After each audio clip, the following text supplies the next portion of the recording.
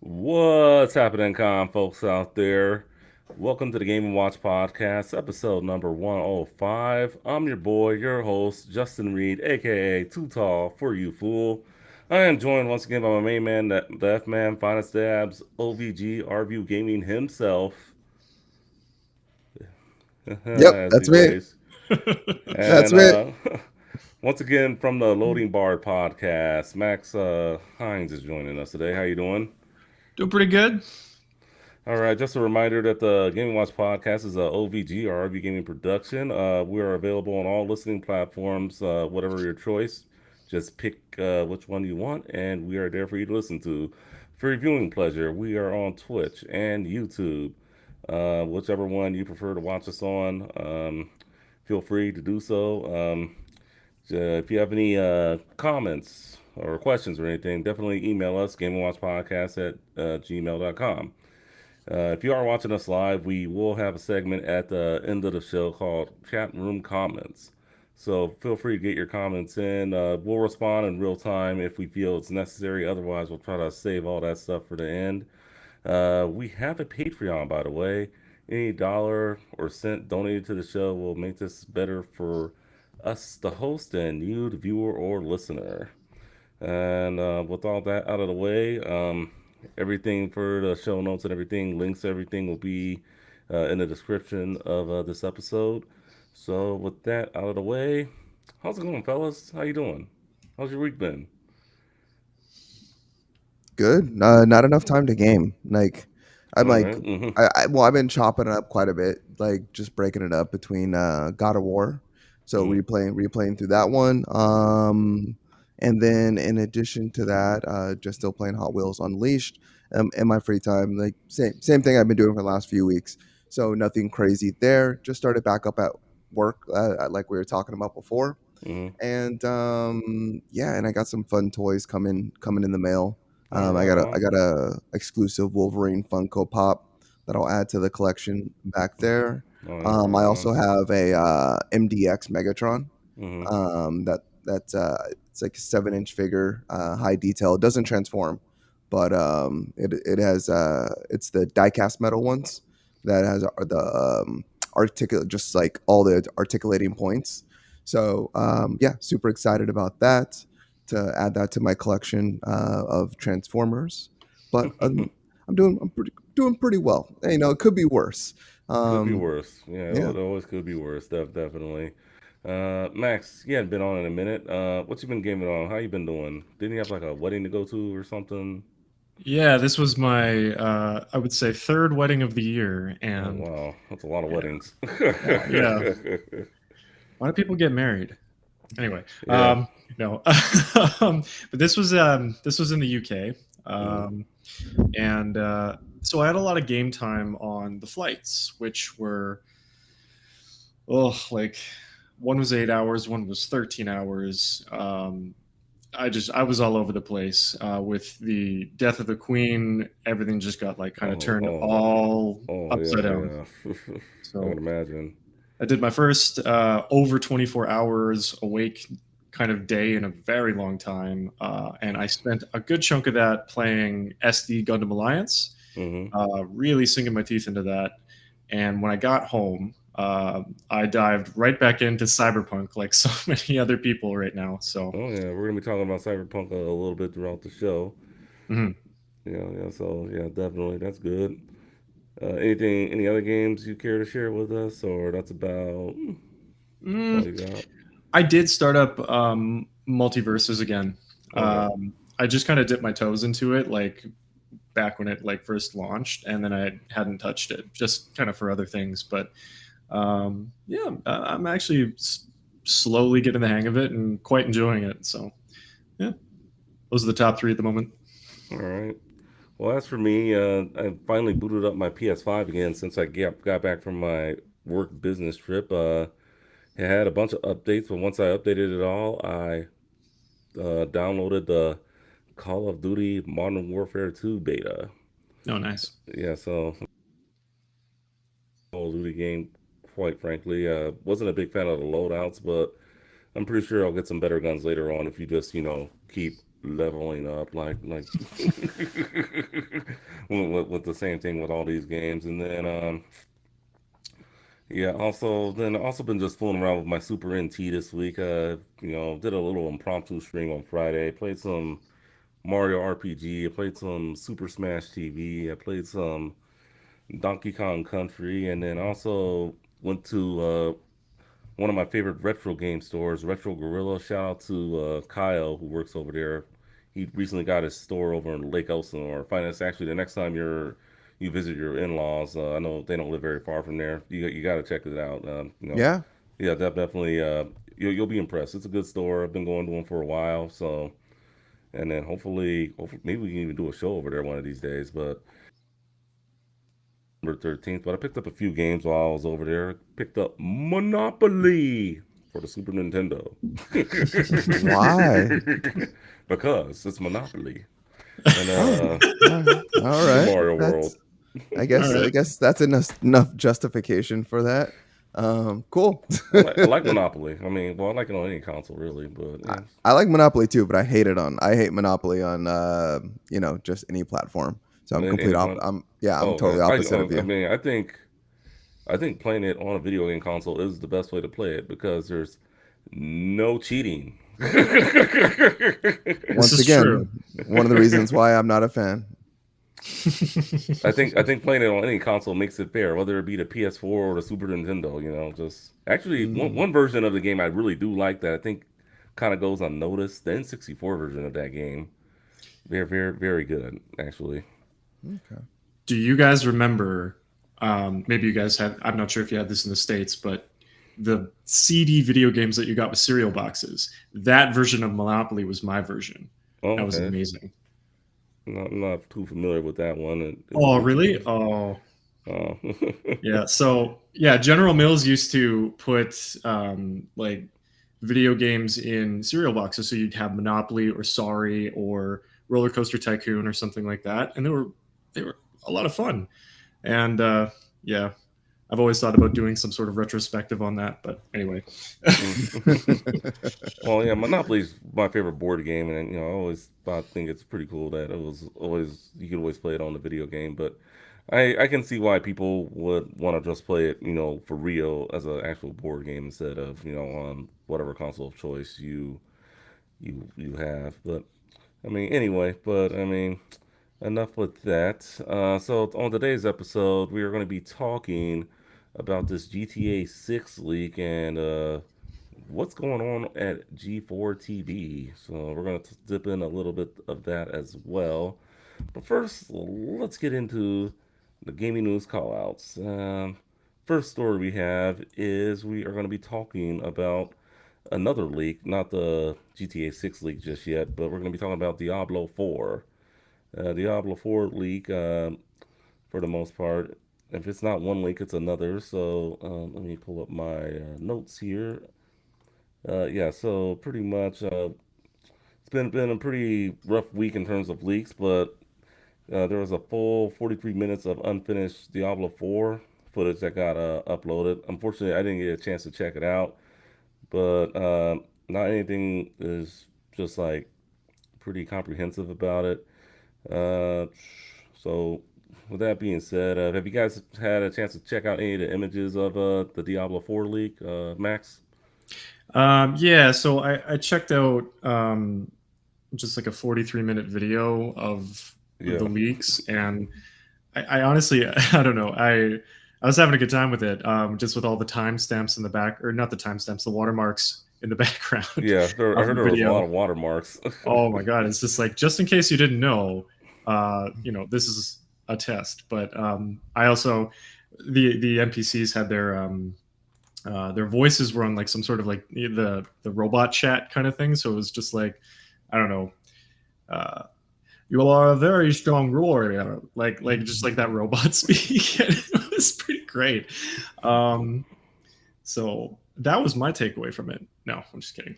But it was, yeah, it was interesting. It was definitely entertaining. All right, for sure. Finance, were you able to check out this leak or any of the images from this leak? Yeah. I mean, I looked it over real quickly, but the thing is, like, I tend to stay away from leaks, like especially Yeah. when I'm interested in a game. So I looked at images. I did not look at the video. Mm, I did not deep dive into that. I stayed out of the threads on Reddit and so forth because that's where this leak originated. Someone posted it to Reddit.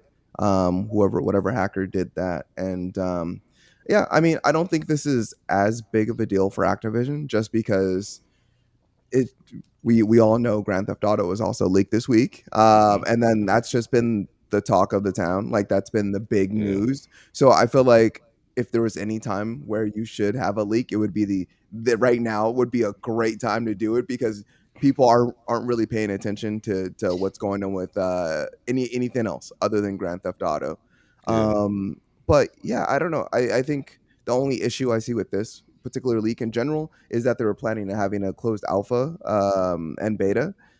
So when all the details of the game are already out there, people are already giving their insights, opinions, and so forth based on the information that they're already seeing. So it's kind of difficult in terms of like, it's like here's our game, and then like, you know, judge it like individually by a case by case basis, and then give us your opinions because their opinions are already skewed because they've seen all those things in a leak. But beyond that, I mean, it's really not that big of a deal. It, it's been said throughout the industry this week, but I mean, this will very much just be something in the distant past once the game does come out. And if Hmm. anything, if Diablo 4 is anything like Diablo Immortal, which I'm sure it is, and just really every other game that's that's coming out in the current generations, it's going to receive consistent updates throughout the lifetime. And I Hmm. see the lifetime being very long. I expect this to be like at least a 5 year game, if not longer, before they come out with like another Diablo or before they even mention another Diablo. So yeah, it's fine. Like okay, yeah, we saw some gameplay. Love it or hate it, but yeah, Mm. that's just how it is, unfortunately. Yeah, yeah. I'm like you, Finance. I definitely try to stay away from leaks, especially with games I'm interested in. This one, I'm not very interested in. I'm not, the biggest Diablo fan, but I'm sure that definitely some people, some fans checked it out, and some fans didn't check it out. So, but this isn't as big a leak as the main one we're going to talk about later. So, I mean, in that regard, definitely. So, let's talk some FPGA emulation. As well, we have a little bit of a hack here, or yeah, I guess it's a hack. The Analog Pocket can now play Super Nintendo games, and this also was updated. It can also play Genesis games as well, from what I've seen. The YouTuber, his name Russ Crandall, who pretty much everyone goes by Russ from Retro Game Corps. It's a YouTube channel. Pretty if you're into emulation on handhelds, he can definitely spur you in the right direction of what to get and all that stuff. But pretty much, it's pretty much as easy as getting a file from the Mister box, if you guys are familiar with that. Getting the core from there with put some software on the thing, and poof, you can play Super Nintendo games. Now Genesis, it doesn't work with all the games just yet, but for the most part, it can play just about all Super Nintendo games, including the harder to run ones like Super Mario RPG, anything with the FX chip. So, did the Analog Pocket just get more interesting to you? Are you going to buy it? Is it going to be on your Christmas list? You know what? I mean, it definitely was already interesting to me, Hmm. just in general. The price tag is still kind of up there, but Yeah. yeah, I mean, it definitely is more interesting. Hmm. Any hacked hardware is always more interesting to me. Like the Switch has Hmm. been notably hacked for a very long time, or be like it's able to be hacked. And like if you go like Yeah. for any reseller, like OfferUp or 5 Mile, or even like at some of these at some of these game stores, Hmm. you can find hack switches. They sell them at my all the pawn shops near my house. Like, so yeah, I mean, it's definitely and more interesting. Than my thing is like for me, I'm a preservationist. I love original hardware, like I will never hack my original hardware. And then if I do, for some reason, I'm gonna buy another one that's not hacked. That's just the way I operate. Mhm. But yeah, I think it's awesome that they, Super NES games can be played. I don't, I it's kind of the same thing. We always talk about emulation. It's just like, Mm, oh, it's like, yeah, it could be hacked, but now is who's losing out on money? Mm. What developers being screwed? Who's benefiting from this? well, for the original And developers, no one is losing yeah, money. well, I mean, potentially Nintendo. Yeah. We also know that the Steam Deck can play like Switch games and stuff like that, but Hmm. that's a separate topic. But Yeah. Yeah. if Nintendo once again made these games more available to your public and to your audience through just different online means, or if you want to put out re-releases, or if you want to put out more Super Nintendo minis, um you're gonna have you're gonna you're gonna have less of an audience that's gonna be willing to participate in emulating games, and basically taking a potential of your sales. So there you go, Nintendo. There goes some financial advice from Finest Apps. You can send a check to my PayPal.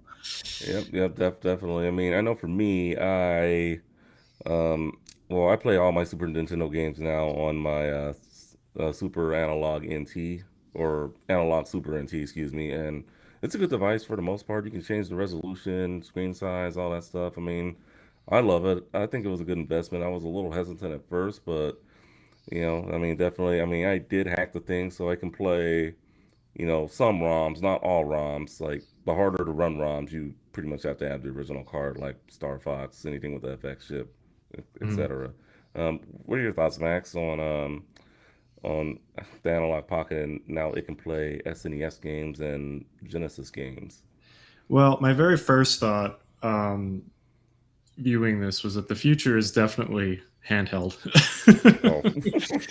Oh, Just kind of based off of another story we're going to be talking about later on down the road. But I was very interested in this. I watched a little 48-minute kind of like review video of it, and I was very impressed with how like crisp. This was the first time I've ever seen this before, mm, and it definitely turned me on to it because I kind of viewed it as okay. So like all of my emulation that I've ever done, hypothetically, if the FBI is listening, um, has always been through my laptop and having like I don't know, like for example, like I was just on these plane rides. Like maybe I'm not feeling the Switch. Maybe I'm not feeling like a lot of that stuff is the Super Nintendo application on the Switch that lets you play Super Nintendo games, or the N64 uh, emulator. Like you need Wi-Fi to access that, and you're on a plane. I don't have yeah, that. So having this kind of like as another option, um, I think is wonderful. You take, whatever emulated games that you have on your laptop, I assume, and then you can transfer them over to the handheld, and there you go. But yeah, I'm yeah super on board with that.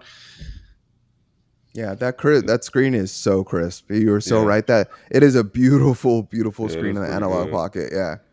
And sorry, Justin, you have this, right?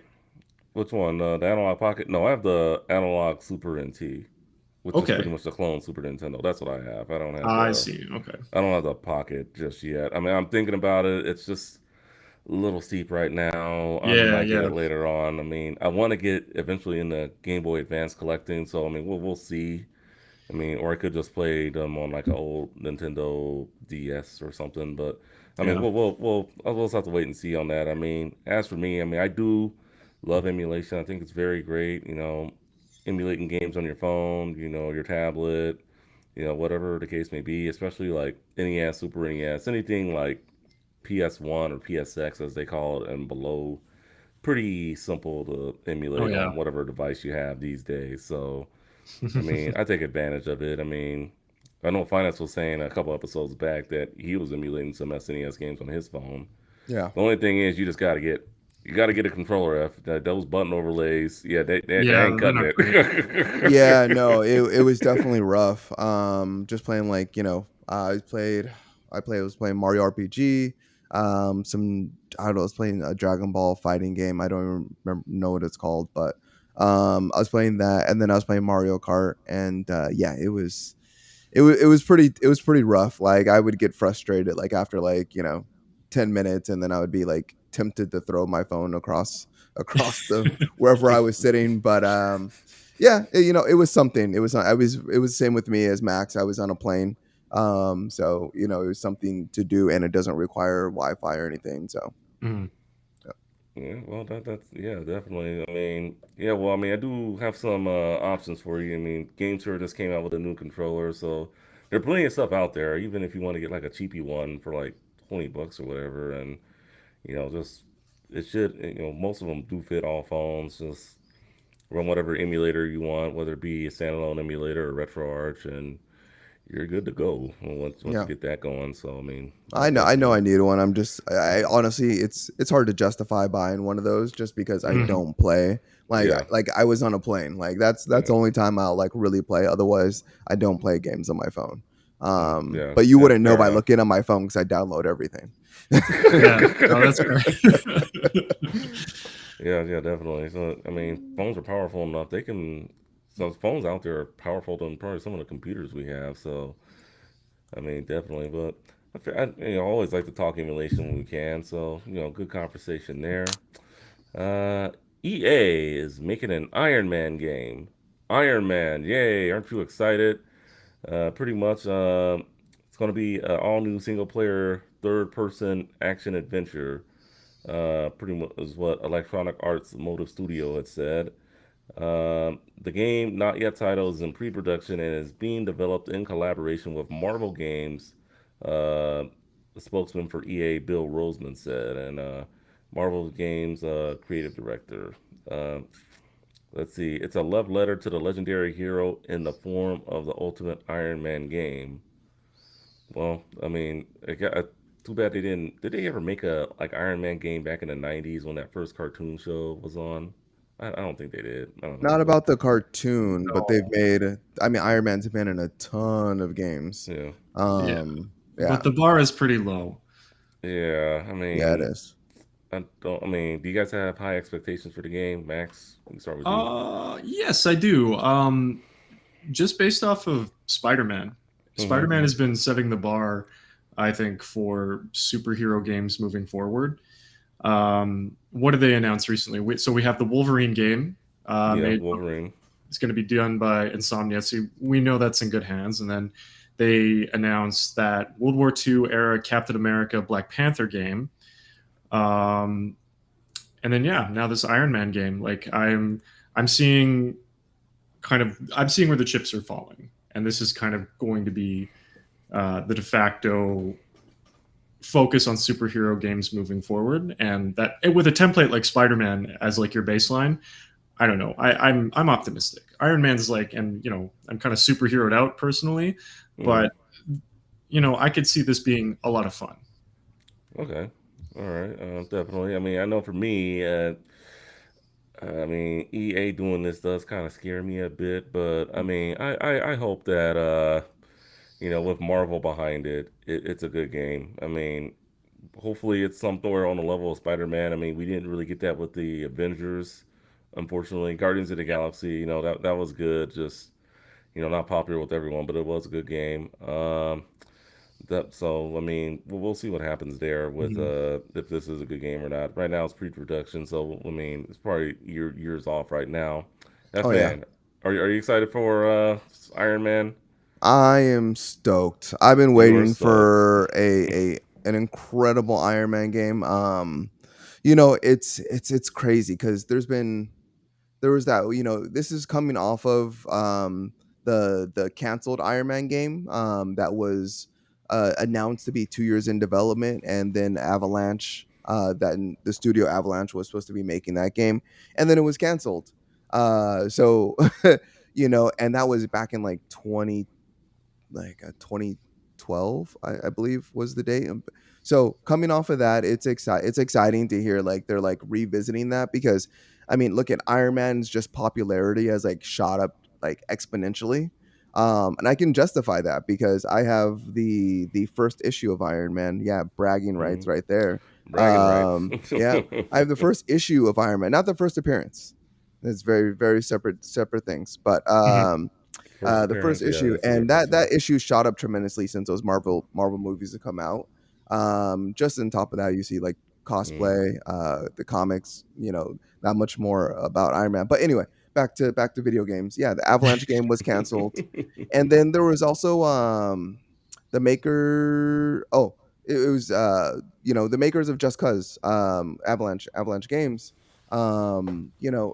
Hey, man, I just what they did with Just Cause and that open world and kind of that sandbox, I think would Mhm. have been very interesting. I think their biggest issue is their quality level. Like their games are always glitchy and patchy, and all the mechanics don't always work together very well. There's like a lot of clipping. There's a lot of things that kind of just it's a little janky. It's fun jank though, and I do love that about the Just Cause games, but you can't have that in Iron Man. Iron Man's a little more precise, pristine. If you're flying around, you want to make sure you are doing it well. So yeah, I'm excited to see that we're finally getting one. Yeah, like we said a moment ago, like all the older Iron Man games, like on like Atari and Super Nintendo, or games where he appeared. He's never been just a great character, except for Marvel vs. Capcom and Marvel vs. Capcom 2. Those are probably the best appearances of Iron Man right there. But yeah, I'm really excited about this. Iron Man is one of my favorite characters. Me and my wife were just actually talking about that earlier. Really? Um, Okay. yeah, we were just talking about Iron Man because we went to a fan fest today, where at a mall, and they had people dressed up in costumes. It was really weak, but they had like people dressed up in costumes. So they had Batman, Iron Man, Captain America, and then it was like also like 95 degrees today, and the only booths that they really had for kids were face painting, and so the face painting lines were like a mile long, and then they had like Geico Insurance, and then they had like Primavera and like all these like random booths, and we're like, oh no. So we like walked around real quick, and then we went to a restaurant. It's called like Comic X, Comic over X? here, oh, yeah, in Phoenix, and then they have a lot of memorabilia. It's kind of like the one at Universal Studios that used to exist, J-Man, if you Mm, remember that. think Um, so. yeah, they had a Marvel themed restaurant at Universal Studios, and essentially this is the same thing. They have like Incredible Hulk statue, they have a Thor statue, they have a Predator statue, they have a Joker statue, and then they have all this different memorabilia. They have like video games in the corner and such. And we went there afterwards just to keep on theme today. And yeah, anyway, short story: Iron Man was playing on the TV, and then we talked about how we need to rewatch Iron Man. Yeah, long story Definitely. short. Yeah, Yep. yeah. To make a long story short, that's good. Yeah, then yeah, you really have a lot of love for Iron Man. Who? But I Hey don't know. man, Maybe. and just to add to the optimism too, Mm, like I know EA is behind this, but so is Motive, yeah. and they made one of the best flight simulators I've ever played in Squadrons, the Star Wars Yep. Squadrons. So, I mean, Iron Man's flying is going to be pretty tight. Yeah, I'm actually excited about EA being behind it too. You're totally right. And then Motive is also working on Dead Space coming out early next year, and Yeah, that's I'm right. really excited about that remake. So I mean, if like long as EA's putting the backing, the money, like so Motive can have like the ability to do what they want to do. I mean, Mm. I think it's a win-win. I don't care that EA is going to be stamped on the box. Really, I'm just excited that yeah, this game is coming out, and I'm very excited that Motive is developing it. It's a great point. Yeah, definitely. Well, hopefully it's a good game. I mean, I can only hope. I mean, I want to see another great superhero game besides Spider Man. So it would be we can only hope, right? Mhm. They're coming. They're They're coming coming. They're for sure. coming. Yeah, that's all we can say is that they're coming. Well, speaking of Spider Man, former Sony executive Sean Layton has joined Tencent. And I mean, for what he did at Sony, I mean, I can't complain about his work. I thought he was pretty likable for the most part. So, but he did say this quote: "In this new role, I hope to advise, assist, and support the team at Tencent as they deepen their activities and commitments within the industry to which I've devoted the majority of my career. We are at an epoch. I think I said it right. Defining moment in gaming and interactive entertainment. There are many possible roads ahead, but only a few are profound, broadening, inclusive, edifying, inspiring, and/or sustainable. I am thrilled to continue this journey of discovery and thank Tencent for the opportunity.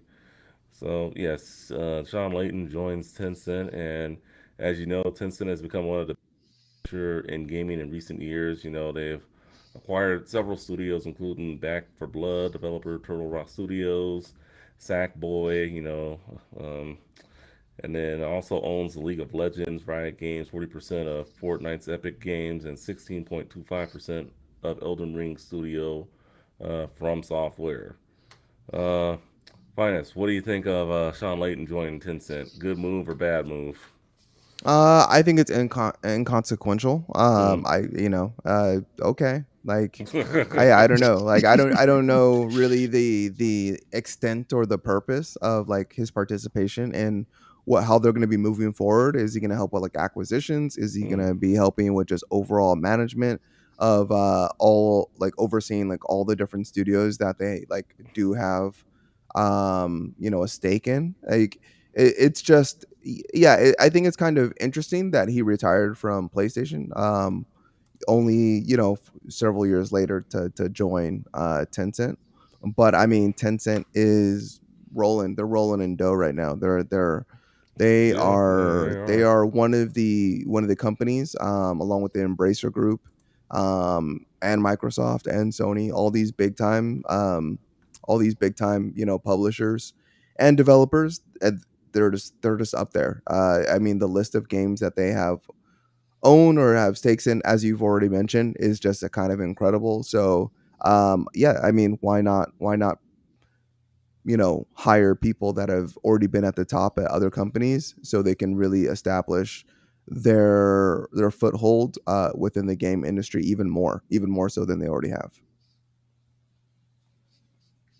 Yeah, yeah, definitely. I mean, what's we've seen other executives like Reggie Fils-Aimé. He went to GameStop. He's not with them anymore. Didn't do too much over there after he left Nintendo. So I mean, so do I think he had a big impact with GameStop? I mean, not really. I'm just being honest. But I mean, we'd have to just wait and see what happens with see what Sean Layton does here. I mean. Max, you got any thoughts on if Layton can broaden Tencent's horizons, or if it'll just be the same, nothing gets done? What do you think? Well, I'll be honest with you. I didn't really 100% know who Sean Layden was up Okay. until reading about this article, but Tencent definitely seems like it's becoming this amalgam of gaming superpowers. Like it's since we're on like we're coming off a Marvel topic, it's becoming like the Shield of video games. It's Shield. yeah, acquiring all of these heavy hitters and all of these just developers and people and everything, and it's just turning into this just yeah this beast, this hydra of gaming, and hopefully there's a lot we're going to see that we can definitely benefit from, and if Sean can provide any assistance to that, that's like amazing. But I don't know, um not 100% anyway. I guess we'll just kind of have to see, but I can say this: I think Tencent is going to slowly and surely definitely become more of a household name when it comes to gaming. Yeah, I mean, I think it will too. I mean, well, I think something is going to happen on the back end, but I don't know. I still find it kind of fishy how he left Sony. It was kind of just like abrupt. If you remember that, Finest, it was just kind of like, oh, he's not with the company anymore. So I think something may have happened behind the scenes that people don't want to discuss, or he doesn't want to discuss, and if, that's all right. Hopefully, he finds a good home with Tencent, and he takes them, the bigger and better things, and just his knowledge in the gaming industry, definitely goes unmatched. So, good for him for going to Tencent, and let's see what happens. All right, so have you ever seen a situation where a developer sues blah blah blah, and then blah blah blah sues the developer again? I guess the old switcheroo. I guess we have this in this situation. Destiny 2 cheat developer claims Bungie hacked them in a lawsuit. I thought this was kind of funny. This is like some kind of joke, right? Like, I do not believe this developer at or no, the cheat company at all, saying that they were hacked by Bungie. Why would a developer Bungie hack someone? You I think mean, even if they did, kudos to them. I mean, good shit. Like, if you? someone's trying to hack me, if I can hack them back, hell yeah, that's like the ultimate revenge. Yeah, like 100%. I hope they did, and I hope I hope Bungie, like Bungie's already won a couple of these cases, against people that have leaked their information, their IPs or internal information, music, Yeah. or that have already hacked them. So Bungie like is setting a precedent, and I think this is the precedent that needs to be set because this is the industry is kind of crazy in its current state.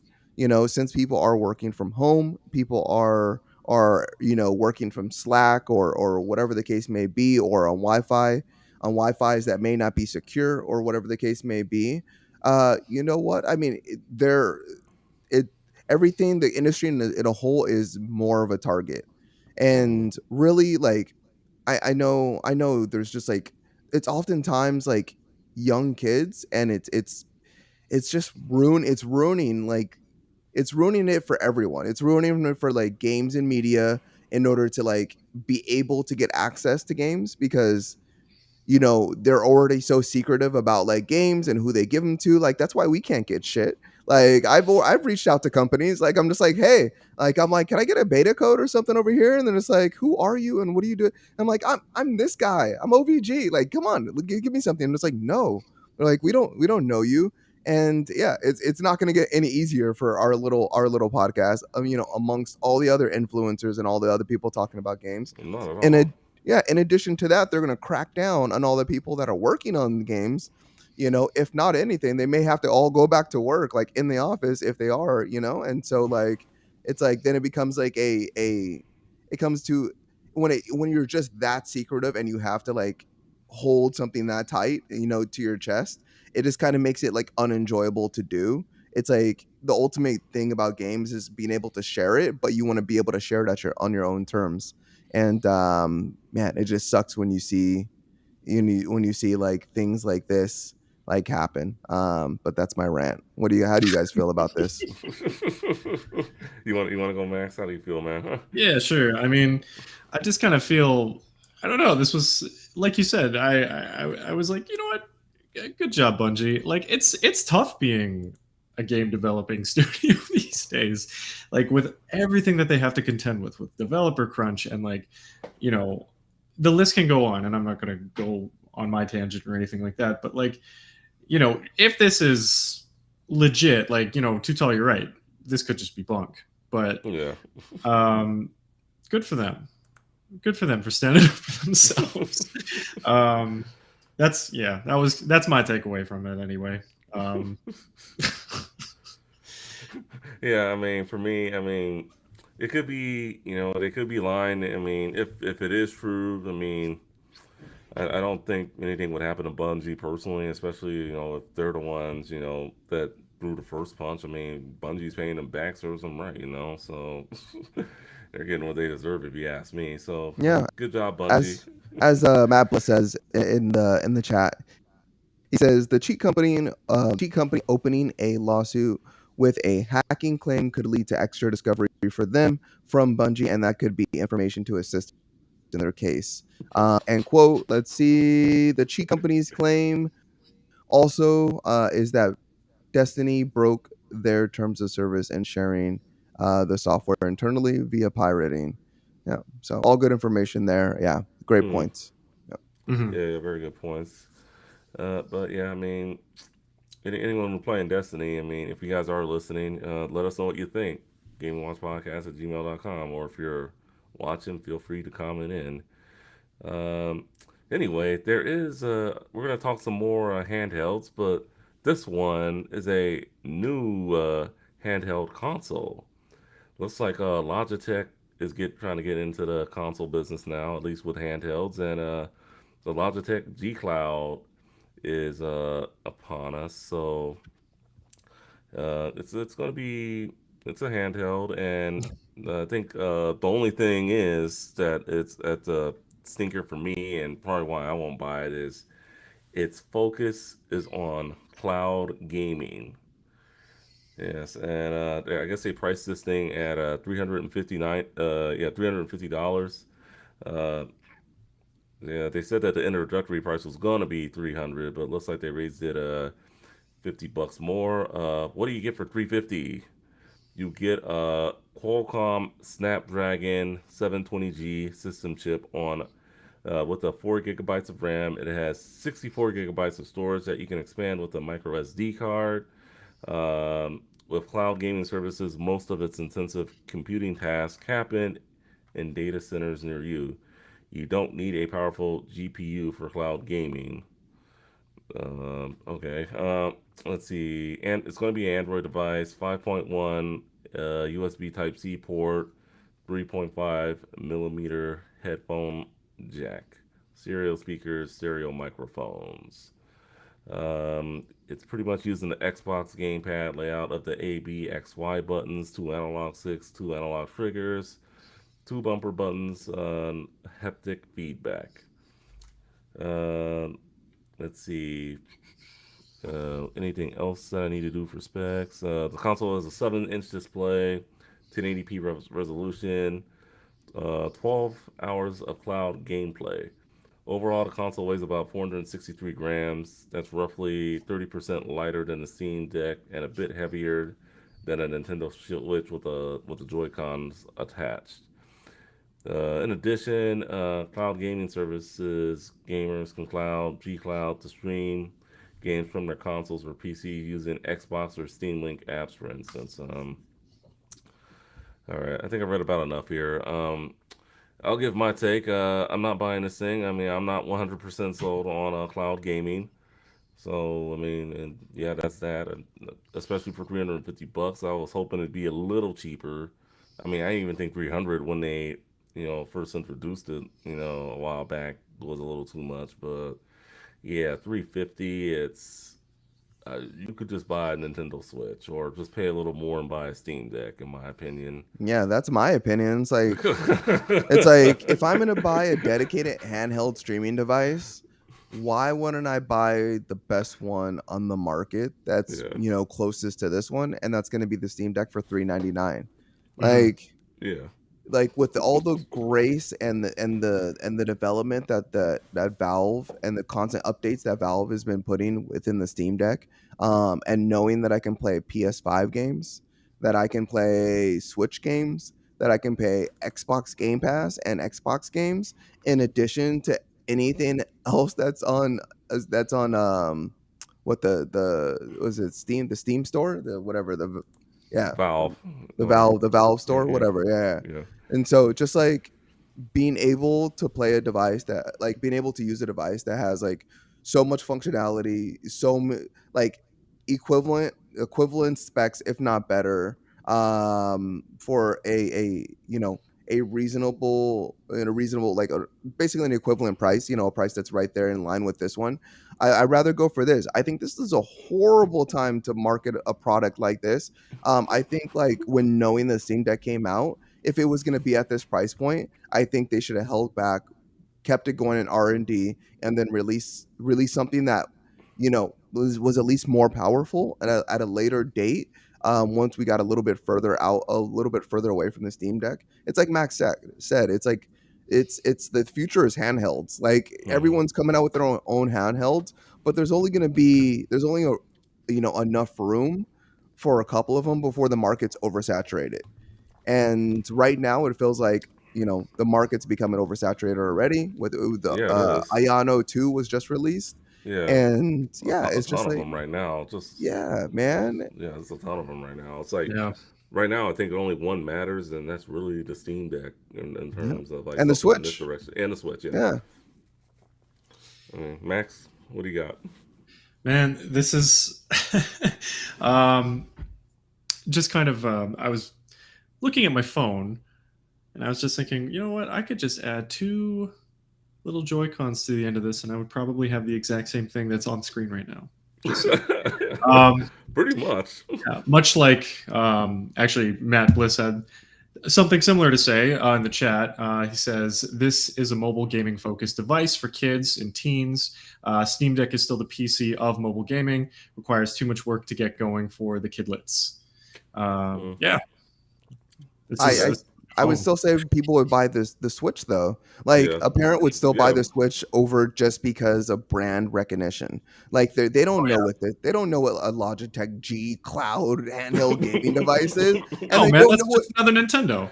Yeah. it can do. But they know Yeah. what a Nintendo is, and they know that they can put physical games on it. They know they can download games on it, and and they know it's going to be friendly for their child because it has freaking Mario on the box.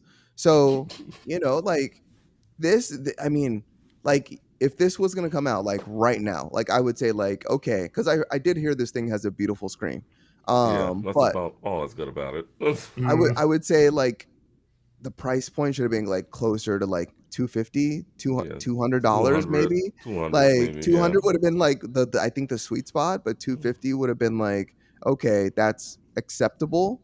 And just with the current way the market is, but man, it's I don't know, I just don't see this selling. I think they I think they spent a are going to lot have of to. money.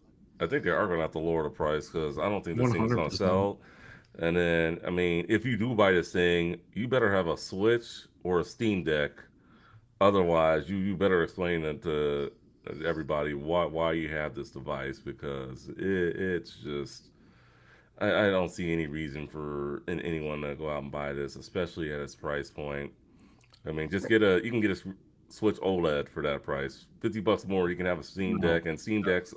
I mean, you still can't walk into a Best Buy and buy one, but they are becoming more readily available. They are shipping them faster. Like, I think 2 months is like the average wait right now if we were to order one right now. So, I mean, Yeah.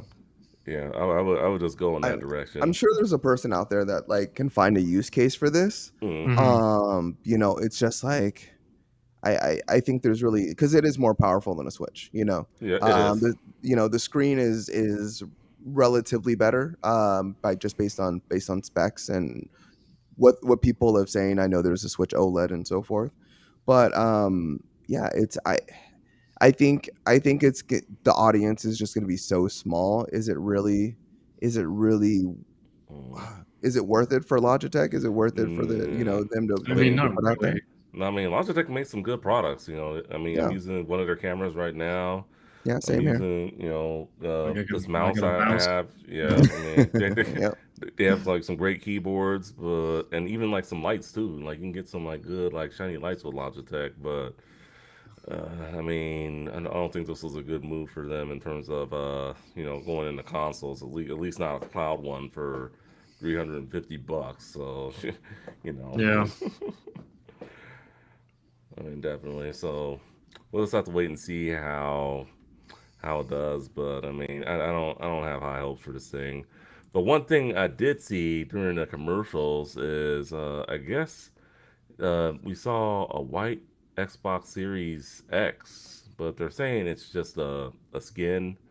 So I mean, what were your thoughts on that? If you can find the picture, find us. Yeah, a white Xbox Series X. Yeah, I would just say, yeah, I mean, they should make one. Like, Hmm. I don't think it's like the biggest thing in the world. Um, let's see. Yeah. So Uh, yeah, I'm sharing my screen right here. oh, Oh, okay. So look at yeah. Yeah, I mean, yeah, I think they definitely should make one. There's definitely an audience that likes white peripherals, right, Hmm. white gaming hardware and things of that nature. I'm one of them. Like my house is primarily white right now, so having a big black Xbox, it kind of stands out on my TV stand in my gaming center. But I mean, it's not that big of a deal. But I think more importantly, I think choices are always nice. Yeah. That's why I like that PlayStation 5 is doing what Xbox did with 360, and they're putting out plates so you can customize your console, Mhm. which Mm. I don't understand why Xbox stopped, and I don't understand why PlayStation hasn't done sooner. Yes, on the PlayStation 4, you could exchange that one little top plate. Yeah, you can put a giant sticker, basically a skin or a decal on your console. I don't like doing that. Taking it off is always a bitch. So like unless I'm keeping it on permanently, like I'm not gonna put it on. And I like once I get tired of stuff. Like if I put like a giant red Spider-Man sticker skin like on my console, that's cool for a quick second, but then I'm gonna be tired of that like in a month or so, and then I'm screwed because I won't be able to take it off, and then I'm end up like with all that sticky residue on my console. Yeah. Mhm. I mean, well, definitely. Well, you should be looking forward to the PS5 then if your house is mostly white because you wouldn't have to change your place or anything once you get it. Yeah, I still would, but yeah, no. You still would. Yeah, I mean, I would change it with my shoes, with my outfit. Depends how I'm feeling that day. If I'm angry, I'll throw some red on there, But yeah, I mean, it's just nice having the options. And I think that's the most fun part. I think yeah, Xbox should come out with a white console. Yeah, not a white Xbox Series S like they sell in stores. What are your thoughts, Max? Yeah, I definitely think that being able to kind of mix and match and customize the colors of whatever console that you have, just like the PS5 has that capability, is wonderful. Having a white Xbox Series X, Mm. sorry, Xbox Series X is yeah, it's really sleek, and I don't see why you wouldn't want to put that out for sure. I was actually going to ask you guys because I don't have this machine. Like, if this thing has plates, and if so, why don't you just like dunk that in plasti dip and pull it back out? Oh. But you know, you might lose your warranty at that point. That's why we need plates. So many people did that when the PS5 came out, and it was so cool. They got plasti dip, and they would tape whatever image that they wanted. So they would cover the plate with tape. They dip it, like for example, the Spider-Man PS4 logo, and they dip it in red, and they pull it out, and they take the tape off, and it was like the perfect white spider symbol from the game, and it's amazing, you know. Yeah, I just with Xbox doing the the customize your controller, like that whole Mhm. thing, like going that far, they've been able to build an entire business around customizing your controller. Like, and it's at a premium price. So Mm. why not take the extra step and do that for your consoles also, and extend that portion of the business that you already have?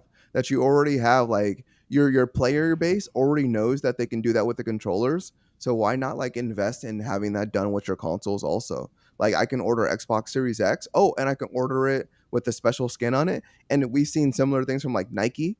We've seen similar things from Converse, like where you can send in your design for your shoe and then they'll ship it back to you, or you can like build it out online. Like, come on, like I don't understand like what's taking. Yes, it's you can have that on your main assembly line in your manufacturing plant. And yes, these consoles are at a shortage. They're Mm. very hard to come by, but they're getting easier.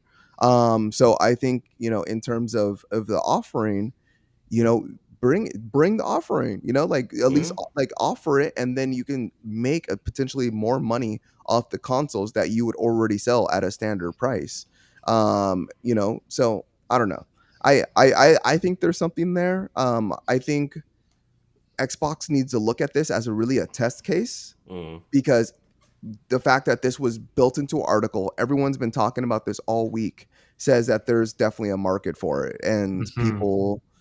people were eager, they're excited to hear like a white Series X. Oh my gosh! So come on, Xbox, like listen to Come the on, people. Xbox. Yeah, Yeah, Get yeah. on that. You do Make listen to that. people. I mean, when people make fun of the Xbox Series X and S looking like a fridge, what do? You made a fridge out of it. yeah. So I mean, just things like that. I mean, gotta love Xbox. All right. All right, moving on.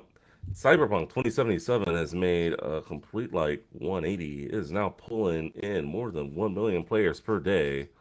Um, According to this tweet here, it says each day of this week, Night City has been visited by 1 million players, both new and returning. We wanted to use this opportunity to thank you for being with us and playing the game.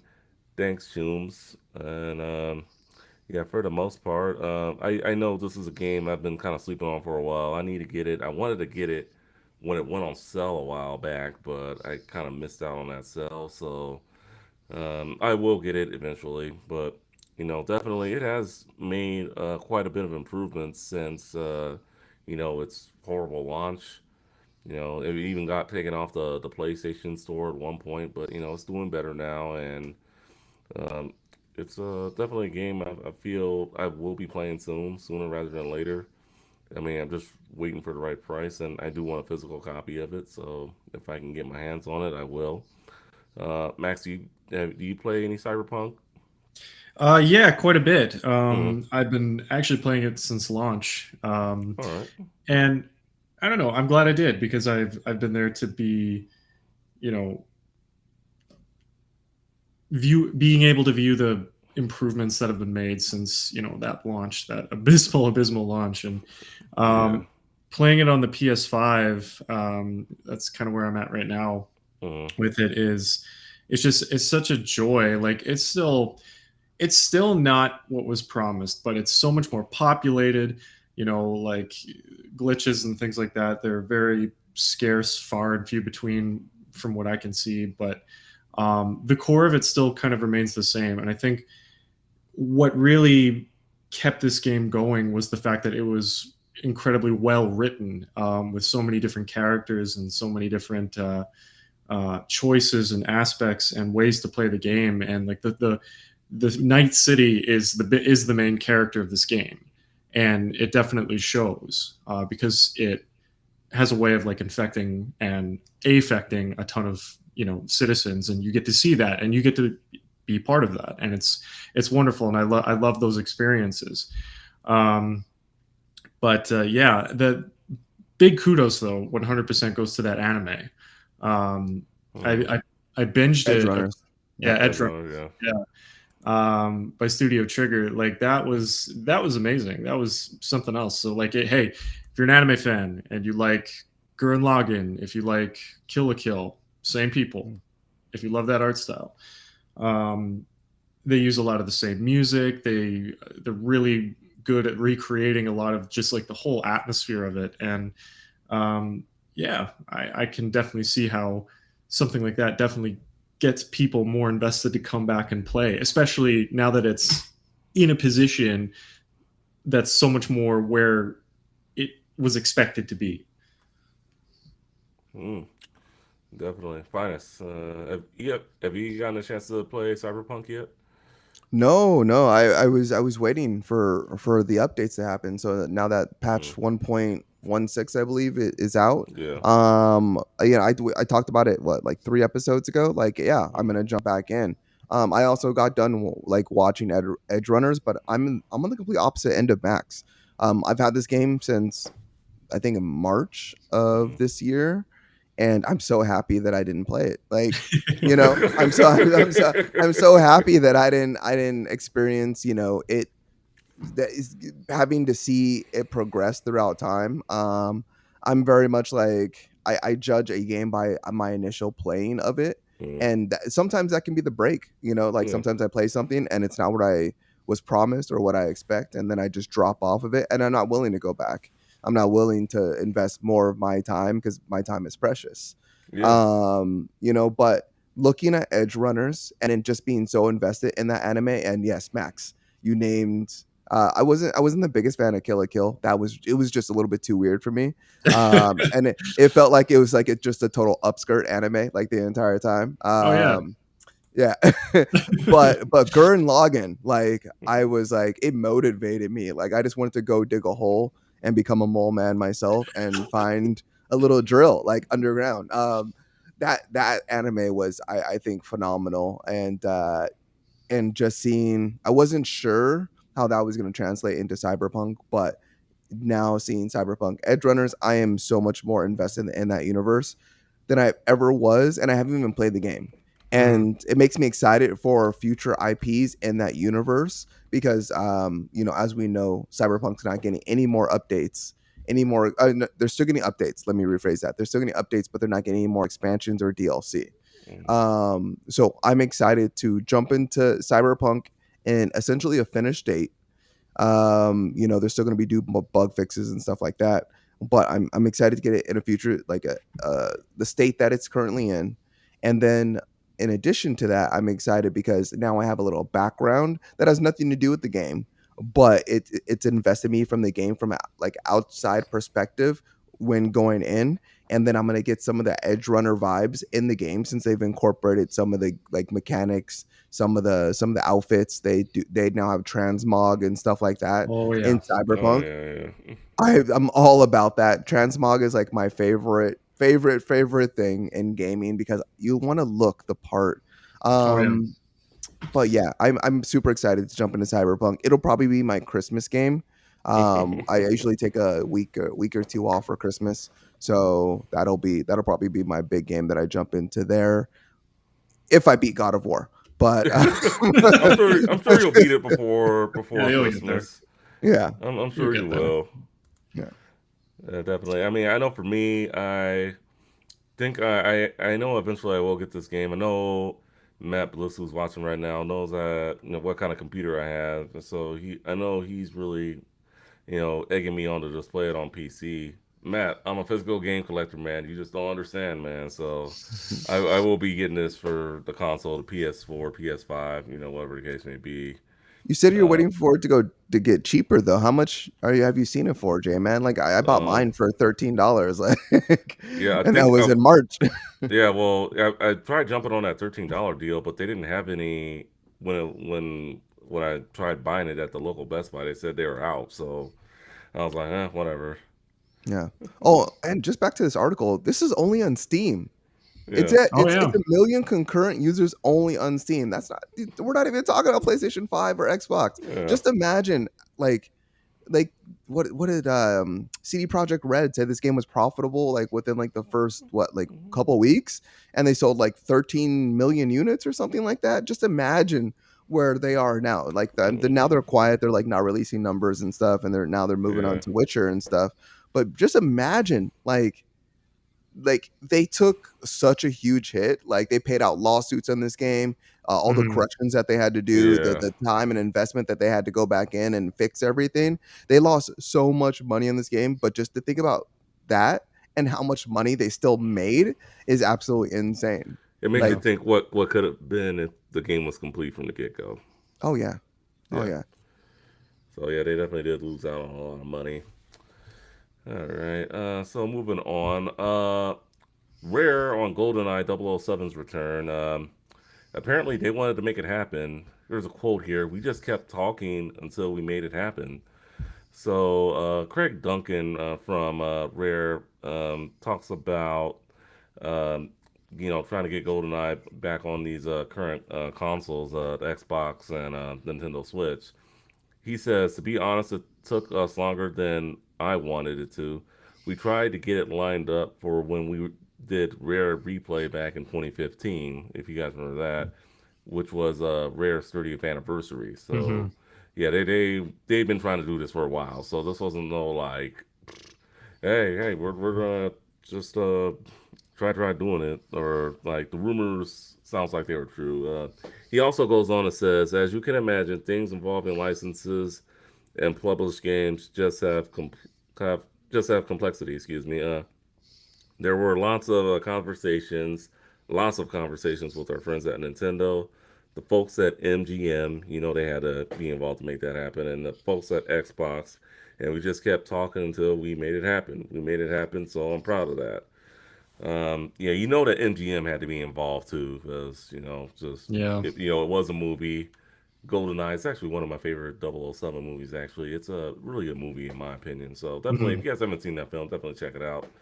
But back to GoldenEye, coming to Switch and Xbox. Max, are you excited to play some GoldenEye on your Nintendo Switch or? You're just gonna let the retro gamers go at it. All right, so I love GoldenEye like so many other people do, but Mhm. being like, if I can be honest with you and Finus and Craig Duncan, who's clearly listening, this is a PC game. It has always been so much better as a PC game, always. Whether there's so many different ways to play it, and there's like a huge kind of like modding community that like has recreated it in so many different ways, and it's just so much better than having it like in a controller. And usually I'm not the type of guy that preaches like all mouse and keyboard better than controller. Like if it works, it works. But I don't know if we'll see how optimized it will be for the Switch, and how it plays. I want it to be good. I'd love it to be good. And if like honestly, I'll probably still get it no matter what, because that N64 lineup, just in general, like with 3 Mario parties from the past, Yeah. what is it, the snowboarding 1080, like, Yeah, 1080. That was a good game. oh my And then god, like Excite Bike 64. You got the 2 Excite Pokemon Bike. Stadium games, Pilot Wings. Yeah, I think a lot more people are going to be signing up for that Nintendo Switch Online expansion pack Yeah. now. Let's just put it that way. Oh, 100%. Yeah. No, I totally disagree with both you guys because they're not What? optimized. They're not What? optimizing it for the Switch. Well, I know Okay. they're not, but it's going to have online play. So, I mean, people are just going to get it anyway. I Yeah, mean, online play on the Switch. Oh, something to celebrate. That's gonna be trash. It's gonna be such trash. And and we all seen Nintendo's just their run with emulation. It's gonna be horrible. If you're gonna play this game, you have to play it on the Xbox. but they're not going to have So online play. But, I mean, it'll be they're look better not. on the Xbox, They're but gonna. it'll be They're at gonna have. 4K. They're gonna have local. They're gonna have local. Mm, Local. co-op. Play co-op. Yeah. Yeah. So I mean, yeah, you're not gonna be able to play online, but I mean, all the fun was playing and like looking at someone else's screen when you were playing, and seeing what they were doing anyway. Like All the fun was cheating. all the Pretty fun was much. cheating. Yeah, but I mean, Pretty on much. Xbox, you're getting Ultra HD, you're getting 4K. It's going to be native 16:9. Yeah. So I mean, and it's the controls. They're updating the controls on Xbox. So I mean, are you guys gonna buy the Nintendo 64 controller to play this game? Because I doubt No. Nintendo's gonna optimize the controls. I really doubt it. So just all around, I say this is a pass. I think this is purely a nostalgia grab, which Oh, it is. Nintendo, Yeah, it totally is. Nintendo does like hand in foot. But at least Uh-huh. if you're gonna do that, at least optimize the game for current consoles and current graphics, and is the basic. But I feel like the only reason why Microsoft was able to get it was the only reason Microsoft was able to get this because of course Rare is under the Yeah. Microsoft banner. Yeah. Yeah. So this was a licensing nightmare, I'm sure, Yeah, for yeah, them. I'm sure it was. Which is Yeah. why we're talking about this 7 years later when they were trying to do this in 2015. And Mhm. I think the only caveat was like Nintendo was like, okay, we'll do it, but like we get like the online or something. There was some Yeah, deviation or there was some kind. dividing There was line. some kind of deal. And then Xbox was like, okay, we'll only do like local co-op, and but we're gonna upgrade our graphics and we're gonna do all this. And Nintendo was like, yeah, we don't care about that because we don't upgrade graphics at all. No. You Yeah, know, Nintendo, so like, yeah, we don't care about graphics. man, like, yeah. So okay, I'm happy to play this on the Xbox. I'm glad it's gonna be optimized. I will be sitting on my couch with whoever wants to come over and play. I'll come But over, I Fine. will. I'll come. Yeah, even if I could play this on the Switch, I would not because You Yeah. would not. it's just You're just a Switch hater. No, I'm just kidding. I'm far from a Switch hater. I think it's a wonderful piece of technology, but I think since its inception, it's been underutilized and not managed correctly. So that's yep. I'm Yeah. on a roll tonight. Yeah, Man, I know you Hey are. man, that's all right. I just want to preface again. I think it's better with the mouse. Yeah, but I mean, we'll see what happens. I mean, hopefully we get this game by the end of the year. I think it's going to be a Christmas gift for all. if you know what I mean. So definitely um, be on the lookout for that and the rest of the games that are coming to the Switch Online service. And um, it'll be on Game Pass. So I'll try both. Maybe I'll renew my Game Pass for a month and see how GoldenEye runs on the Xbox One. Anyway, all right. Enough with the nostalgia grab. We move on to uh, let's see where was I? Sony PC Oh strategy. oh yeah, so many CD. Oh yeah, so pretty much. What the where the heck did? All right, hold on. So sorry guys, just give me a second. All right, there we go. All right, so let's see. Sony's PC strategy looks like it has been doing pretty good so far on its PC strategy with its Spider-Man. And we've all liked Spider-Man for the most part, remastered, and it's doing well on the PC. So their CD strategy has been working. So Steven Totilo, he has a tweet here. It's not just Spider Man. Here's how four PlayStation games shot up in the U.S. sales charts when they were ported to PC. And let's see, it's ranked before. So I'm just gonna go before and then rank after. So we'll start with Horizon Zero Dawn. Came out in August of 2020. Ranked before was 89. After it went up to 12. Days Gone didn't do very well in general, but it was at 247 before, ranked up to a 20. That was a big increase. God of War ranked before 146, after a 5, and a Marvel Spider-Man ranked before 84. Now it's a 3. So I mean it is making I mean the games that they have ported over to PC have been doing very well, and I can only see this improving. What do you say, Finest? You think the next PC titles that come to that go to PC for Sony will be good ones Yeah, I in mean terms of ranking we up. have Uncharted and Miles Morales coming next. So, Yeah, yeah, Uncharted. um, That's gonna be good. yeah, you know what? I think it's kind of the thing that I, well, I mean, first I would say, I think Sony's strategy is I think they're kind of like no duh. It's like working for PC. Like you're optimizing games that are only available on a single console, and you're optimizing it, and you're allowing anyone that has a PC to play it. The PC is the largest market in the world in terms of gaming, so it's just like no duh. Like you could have did this years ago, but I think it was a very like Japanese business move in terms of Mm, like PlayStation stuck in their ways, and they Hmm. don't iterate. They don't iterate unless they have to. They don't want to change the formula unless they have to. And I think that's why we see like certain people brought in from other industries and other businesses, because they're not they they're kind of they're just really hesitant to move forward in making too big of changes. I like to use the the move controllers as the best example. mm-hmm. Once it was proven by Nintendo that the move controllers were a successful thing and people like moving, like PlayStation like doubled down. They're like, oh yeah, we come up with our own move controllers. Everyone said they're going to do VR, and the Oculus Quest was a proven thing. Kickstarted, blah blah blah, picked up, purchased by Facebook. Sony's like, oh yeah, we're going to do a VR headset. Um, just even vibration and controls, like it was already a thing prior to the dual shock controllers, and Sony was quick to implement that too on the PlayStation 2.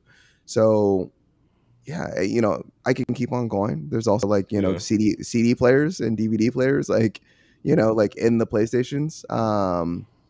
Yeah, it's just Sony very much is stuck in their ways, and I just in terms of them putting games on PC, yeah, it wasn't gonna hurt your business. There was no aspect of that was gonna hurt your business.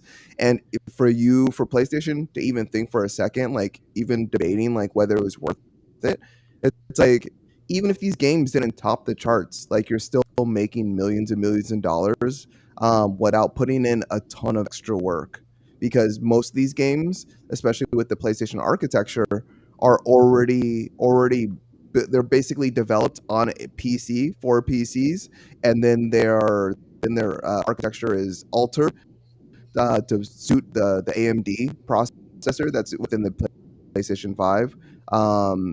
They stopped doing proprietary architecture after the PlayStation 3.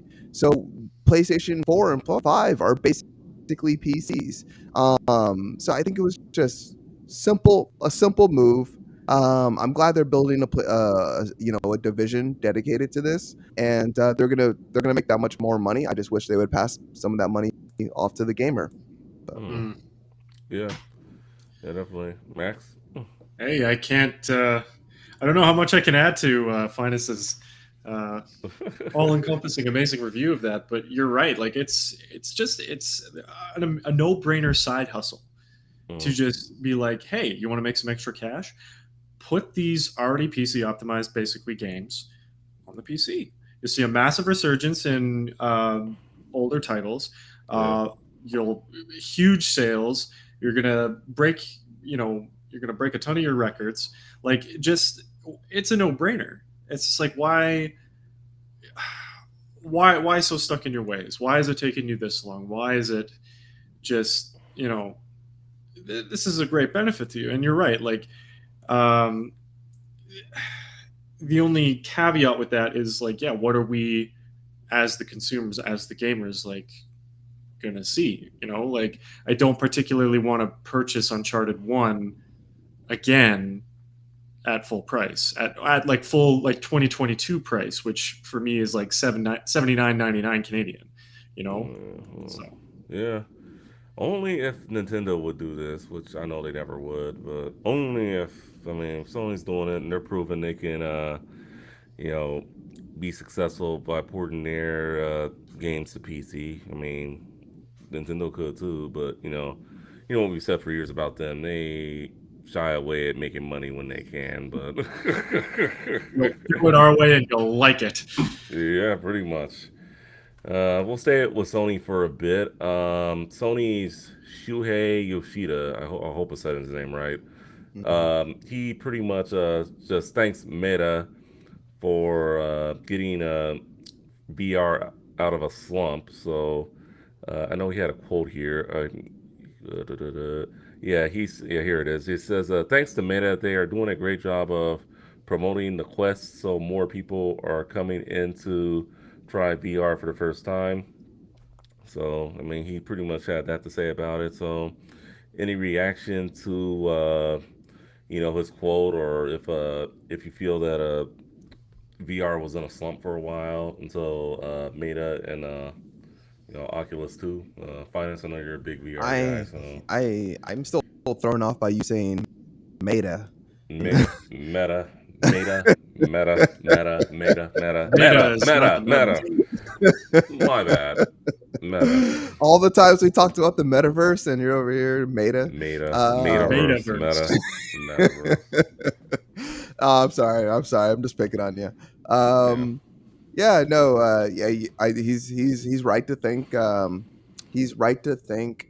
Meta. I was about to say Meta. Uh, he's he's right to thank them. I mean, we could have very much seen like VR falling off like 3D TVs. Like Mhm. 3D TVs were all the rage. People were picking them up like, it it was the thing to do, and it was the thing to like go to your house and wear these glasses so you can see 3D. Yeah. But we saw how that worked out. So I kind of felt that way with VR. Essentially, like, when the Oculus, after it was kickstarted and it was picked up by Facebook, we saw instant price increase.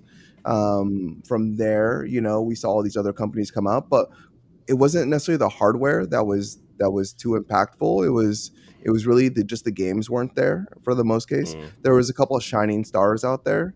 There was a couple games that were ported nicely to VR, but for the most case, there wasn't a lot of games. It was a lot of tech demos, and yeah, it was a lot of people getting motion sick. I still Yeah. know so many people that are like, oh, VR, I did that before, I'm never going back in.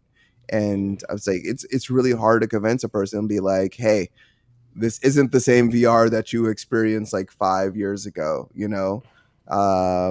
So yeah, I'm happy that, you know, Meta is opened that market. They've, you know, they got rid of the cord. They provided a Yeah. product and supported the product pretty well, pretty well throughout the last, you know, several years. So I'm excited for the future because, you know, PlayStation was paying attention very closely to what Meta was doing, and that's why they're coming out with this new headset that is going to be better, essentially better than the Quest 2. But I also know that they're paying attention to what PlayStation's doing. So whenever Mm. PlayStation comes out with their headset, I They're know gonna Mark strike back. Zuckerberg. Yeah, Mark Zuckerberg is going to already get a strike back. But he already said his next one's coming out this year, I believe he said.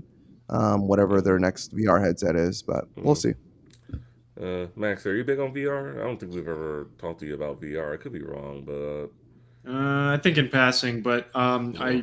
I was one of those people who definitely viewed VR as a massive gimmick. Okay, that's I never fair. found, yeah, like initially I never found anything that really caught my eye that really made me, want to pick something up like that. It was honestly in the same camp as like the Kinect, for example. Mm. Like, just great, cool. I'm glad it exists and it's kind of neat, but yeah, there was nothing there that I really stood out to me. But now, you know, I think what really turned me on to VR specifically was Resident Evil 7. Playing that in VR was Mm. like, just amazing. And from there, I was just like, okay, I see, I see where the appeal is. I see where this is, could potentially go. Um, so I'm just kind of, I'm very happy that like it's working out, and I'm also happy that they got rid of a cord. It's just like, who Yeah. wants to play VR with a leash, you know? um, but yeah, no. Now I'm kind of like, yeah, I'm just sitting and waiting and watching, and you know, Finus's optimism for VR is definitely rubbing off. So I may, yeah, I may. You may see me sporting some headgear in the next, like, I don't know, little bit, but we'll see. Yeah, yeah. Well, let's PSVR 2. Still no release date, still no price announced yet, but we will be talking about it soon whenever it is released. Well, not released, but announced. First quarter next year. First quarter next year. All right, Yeah, all right. Yeah, I'm thinking it'll be sometime first quarter of next year. Also, I don't think it's going to be coming this holiday season. I think they they just already announced announced next it. year. Yeah, Yeah, they yeah. already announced So, first quarter next year. Yeah. all right. So sounds good. Now we're just waiting on the price. So, Mm. all right. A little bit of Xbox news, and then we will get on to our game spotlight. Just real quick, they updated the library on the Xbox. Um, on the Xbox library, overhauls games library, and adds storage options and more. So, if you do have a Xbox Series X or S or Xbox One, definitely check out some of those updates that they have done. And another update that they have done is they have eased up on DRM restrictions on many of their games. So, it's a big win for video game preservationists and anyone else who imagine running recent Xbox games in the far future without having to worry about the status of any remote servers, which is a very big win. Definitely. We'll have the link in the show notes, so definitely read through the DRM restrictions. Max, any thoughts on these updates from Xbox? Um, yeah, like I'm pretty. I don't know. As a non Xbox owner, I'm happy to see that there's a lot more being added. Definitely to the service for a lot of people, because like I've said many times in the past on this show and like a bit on my own, like I don't think Xbox is doing super hot, and anything that they can do to kind of anything really minuscule, massive, doesn't matter, it's going to be beneficial, I think, in my opinion. But a lot of Xbox lovers out there still. definitely probably are like, what shaking their head and be like, what are you talking about?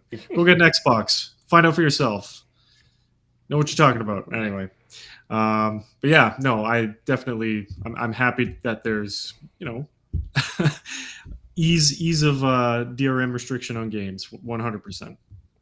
Yeah, for sure. F Yep. man, you have an Xbox Series X. Have you run any of these updates yet, or not? It's updated. I haven't played around with it though. Okay. So there's like things like where you can like change the light on your controller. Mm, You can basically customize your dashboard like so much more. yeah. Folders, changing your library, just making your entire experience that more streamlined, which is great because I hated the Xbox dashboard. I like for the Yeah. most part, I almost always have like I there's points and times where I enjoyed it, but no, for the most part, it hasn't been my favorite dashboard. Sony sucks too, so just to let you Yeah. know, I'm not a fan of Sony. it. Yeah, Sony Um, needs to go back to that XMB theme they had on the PS3. yeah, but I'm not a fan of any of their interfaces really. But anyway, yeah, super excited about that.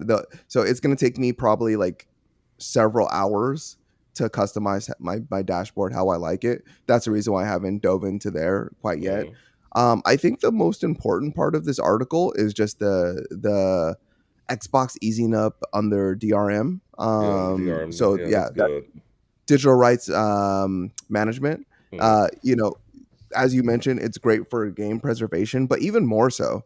And this is the issue that we Xbox had like when it announced the Series S. Wait, was this Series S or just it was the Xbox One? I'm Xbox sorry, One. Yeah, you're thinking Xbox of that One. one. Yeah. Yeah, when they announced that, then they mentioned that like during that press conference, everything about it was the thing that everyone booed. It's Mm, like, hey, all your yeah. games are gonna ping to a server. Have to ping to a server, and then and yeah, it's always gonna you're always gonna be connected online. You're always gonna have to be connected online to play your games, and everyone booed that. But low key, Xbox has already still been doing it. Mm, Like, especially this generation. So it's nice to know that I can have my single player game and not yep. have to worry about it pinging to a server. And if Yeah. it doesn't, that I can still play it. That is the biggest bullshit about like the current generation is like Yeah. if I'm missing an update for a game that has no multiplayer and I don't have online, I don't have Wi-Fi, I cannot play that game. And so the fact that they're easing up on that was a necessity, Yeah. really. That's And good. it needs to just be a standard throughout the industry, like going forward. Like, yeah, you can connect it to a server, connect it online, and then get updates. Totally fine, but that should be an option. It should not be a requirement.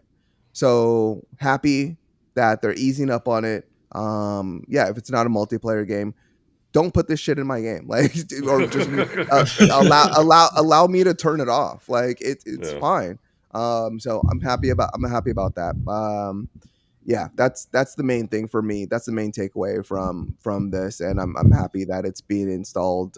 Because I felt like I was really screwed in terms of like the Yeah. future of gaming, and I'm just like, well, most of my games are going to be useless after this generation or during this generation if I don't if I can't go online. But now that's not the case. So Yeah, yeah, that definitely. I think it's a big win, definitely for us gamers out there that game on that platform. Speaking of games, let's talk about some games. Game Spotlight. We haven't done this one in a while, so I put out 3 games. Some good, some bad. Saints Row, uh, Return to Monkey Island, and Splatoon 3. So we can start with Saints Row, the bad one. For the most part, there was an article out there that the CEO sounds disappointed about the reboot sales in the game, and for the most part, it didn't live up to expectations, unfortunately, and it really hurts me because me, Finance. I'm a big Saints Row fan. I was looking forward to this game, and yeah, you said I you were was, buying oh, it like in Yeah. February. Like you were yeah, like, I'm a day one I was, buyer, and I was like, yeah, yeah. I was like, what? I was taken aback. I was like, are you Yeah. sure about that?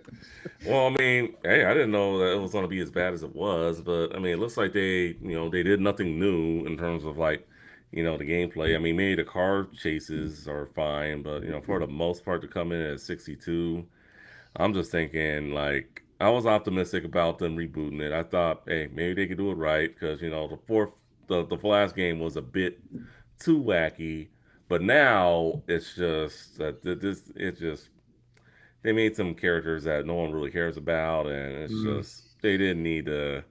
If they were going to reboot it, they should have kept like it's the same characters in my opinion. They didn't need to just do all this. Eventually, I think I still will play it, but it's just a matter of when I'll play it. I mean, I'm even hearing from some people it's not even worth a Black Friday deal right now. So I mean, it's disappointing. 62 Metascore, and yeah, that's not good. And Volition. Oh boy, like I think this could be the end of the Saints Row franchise. What do you think, Max? end of the Saints Row franchise. Oh, I don't. That really, you think it's going to be the end? Well, Wow. maybe you never know. I mean, unless they go back to some of the formula that they did for Saints Row 2, Saints Row 3, and or remaster some of those old games, like maybe like Wow. the first Saints Row game for Xbox, which I still Yeah. have not played to this day. But I mean, Saints Row 2, that was a good game. The third, definitely the best one in the series. 4 was good. They also put out that what is it, Agents of Mayhem, which was Yeah. okay. It wasn't great, but I think it's better than this game for the most Yeah. part. I only ask because like you've played it, and I've Yeah. only personally I've watched a few like just let's plays of it, like just for a Mm. couple of missions just to kind of see how it was, because I was a big fan of Saints Row the Third, and I don't know, maybe just watching it on YouTube I just kind of felt like it didn't really like graphically look all that different. Like when I played it on the Xbox 360, it still kept like that wacky tone, but I don't know. It just it is a disappointment. I 100%. Um I don't know. I'm glad I watched somebody else play it before like making a decision about it myself. That's for sure. But I don't know. But I still can't see it. I don't know. I can't see it totally killing it off. I think what they'll do is they'll take like Saints Row 2, 3, and 4, maybe remaster them, or like 1, 2, 3, and remaster them and bring them back to kind of like the forefront and be like, okay, so check this out, and Mm. maybe that will kind of like a phoenix from the ashes. Yeah. Well, they've already remastered the game, so Yeah. I mean, Oh, they have? yeah, Yeah. Oh, Well, the third one, I don't think they've remastered 1 or 2, yeah. so they have not 1 or done 2. those. So maybe those, but I But mean, yeah, I mean, so they've already commented on the status of the game, and the future of it, and the game is profitable. So that's already a key thing, mm, Did they make as much money as they wanted to? No. Are they? No. mm, Unfortunately, the game wasn't good, but the fact that it wasn't good and they were still able to make their money back and a little extra, is pretty solid considering the reception that this game came out to. But the developers on Twitter commented that in terms of the future of the franchise, they said that, well, I'll just read it and quote, asked if the game's performance will impact the future of the franchise's future. And they said, obviously, you always want every installment of any IP to be greater than the last one. But what you do is evaluate your position and the outcome. And then there might be, I think there's a little bit more to it, the quote. But yeah, I think that gives a good indication of, how they're feeling about this. And it's a maybe. Like they're just mm, it's a wait and see at this time. Mhm. But I mean, if they didn't make their money back, yeah, you damn right, the game yeah, would probably, the franchise would be dead, or at least by this developer. yeah, They might hand it off to someone else in like 5 years and see if someone like they can do anything with it. But as of right now, yeah, they're still evaluating to see what the game does overall in a course of a year or whatever their fiscal time frame looks like in terms of financial sales. So yeah, I'm you can't make I think Mark in our Discord said it best. You can't make a shitty game and then have low expectations, or you can't have like Yeah. you can't have high expectations or something like that. Sorry, Mark, if I quoted you wrong, but yeah, it's true. You can't put out a game that's broken. And I don't know how broken they I don't know how broken or I don't know how uh, I I don't know if they knew the game was as broken as it was. Is all I'm trying to say. But Okay. regardless, you can't put out a game that isn't amazing and then expect high praise. Yeah, you Like need Yeah. quality control. yeah, Yeah. for sure. Yeah. Well, I mean, even if it, I mean, for me, like, I mean, good quality game. I mean, I think it being broken kind of just contributed to it because if it just came out, feels all perfect and it just didn't live up to the expectation of the other games, and it's like, okay, I can live with that. I'll bite the bullet there. But the fact that it was broken and it didn't live up to the expectations of the other games, it's a bit of a red flag. But I mean, we'll Yeah, just have to wait and see how it goes. it failed on all fronts. It wasn't just Mm, like graphics or yeah, Yeah. bugginess. It was like story, characters, development, gunplay, Writing. like yeah. The gunplay which arc was was super horrible. big. Yeah, Yeah, there's like so many facets to where it did not succeed. yeah, So those are all things. That's what you need to evaluate before yeah, you Yeah. make a new game. Is like, can we deliver on all these things that we dropped the ball on and within the first yeah, game? And I yeah, think that's the most important thing because there's a lot of feedback out there, and if you can't parse through it and feel like you can create a solid game based on that feedback and based on this infrastructure, this test, uh, then don't make another game. yeah. I mean, exactly, definitely. I mean, we'll just have to wait and see. But as a Saints Row fan, I am pretty disappointed. All right, well, let's get on to Return to Monkey Island. Now, Mark, also from our Discord, he, he was, raving about this game. It has a 88 on Metacritic, at least the PC version. I think I'm looking at the Switch version. It's 84, but it's a good game. I think he's a little bummed out that it's not on other platforms. Do we see this game coming to PS5 and Xbox Series later on down the line, Finest? Possibly. Yeah, I mean, it can run it. I mean, it's on what that and iOS, I believe, too. Yeah, So Devolver Digital. I mean, yeah, they often a lot of their games are multi-platform. mhm, I think it's just in terms of how much did they want to spend on this game before they release it other consoles before they like invest the time and money in putting it out there. So yeah, I don't see any reason why not. mhm. Yeah, I think it'll come to other consoles eventually. All right, Max, what are your thoughts? You think this game's coming to other consoles? With how it's been doing so far? Well, absolutely. Mm, Like the original Monkey Island series. Like I've never played them myself. I believe they're kind of like what Space Quest, King's mhm. Quest type of Yeah, games where they're point and click and puzzle solver and a lot of madcap fun. Like people love those kinds of throwbacks, and to be able to play them on other platforms. Like yeah, people are if there's money to be made, like, that's the key, 100%. So yeah. I definitely see this happening. All right, for sure. And then, yeah, definitely. And then the last game, Splatoon 3, and this game's been making quite a bit of noise. Actually, they're doing their Splatfest this weekend, so I know some people who are jumping in on that. It hasn't really resonated with me too much. I mean, I still like with the paint and everything. It's like, I mean, it's fun. It looks good, but I don't know, man. I mean, I played Splatoon 2, and it was all right. Uh, Max, you got a Switch. I mean, do you plan on jumping into Splatoon 3 Splatoon or makes me just feel old, man. Like Oh I'm still like I still think Splatoon 1 is a new game. Like wow. I was just like I blinked and we're already on 3. I'm like, "Oh my, How old am I? Anyway, Yeah. we won't answer that. But I think I might jump into this actually. It I'm definitely thinking looks. about it. I'm thinking Yeah, about it. thinking. Um, have you played Splatoon 1 or 2, Justin?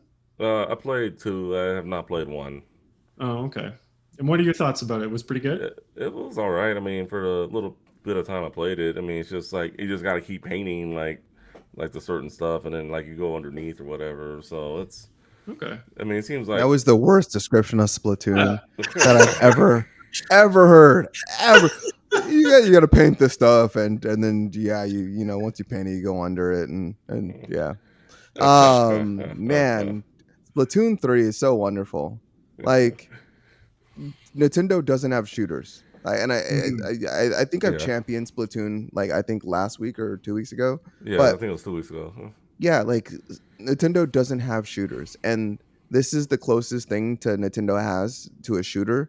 But even more importantly, like no one else does family friendly shooters, and this is that. Okay, Max, I see what you're doing there. I won't make this rant too long, but like just to think that like no one else has been creative enough to do anything besides guns, and then to just see Splatoon really just take what you can do with guns and really just create a whole genre around paint guns, essentially Mhm. around paint rollers and things of that nature, and then just make the mechanics that unique. Just a really unique art style that I really vibe with. And yeah, I think this is, I mean, Splatoon 3 has been making such waves because it's Hmm. actually a good game. The online is relatively decent, which is great. They did a in-game chat, so you don't have to use the dongle, like you don't have to use the phone voice chat. Mhm. Most In people just use addition, Discord, but you know. yeah, I mean that's always, Discord's always the preference, but Uh-huh. the fact that the developers were able to jump in there and create a chat system in game that you don't have to use Nintendo's uh they're Form, essentially yeah. they're their regular chat, their phone chat, whatever. I think is really big, especially in a multiplayer shooter game.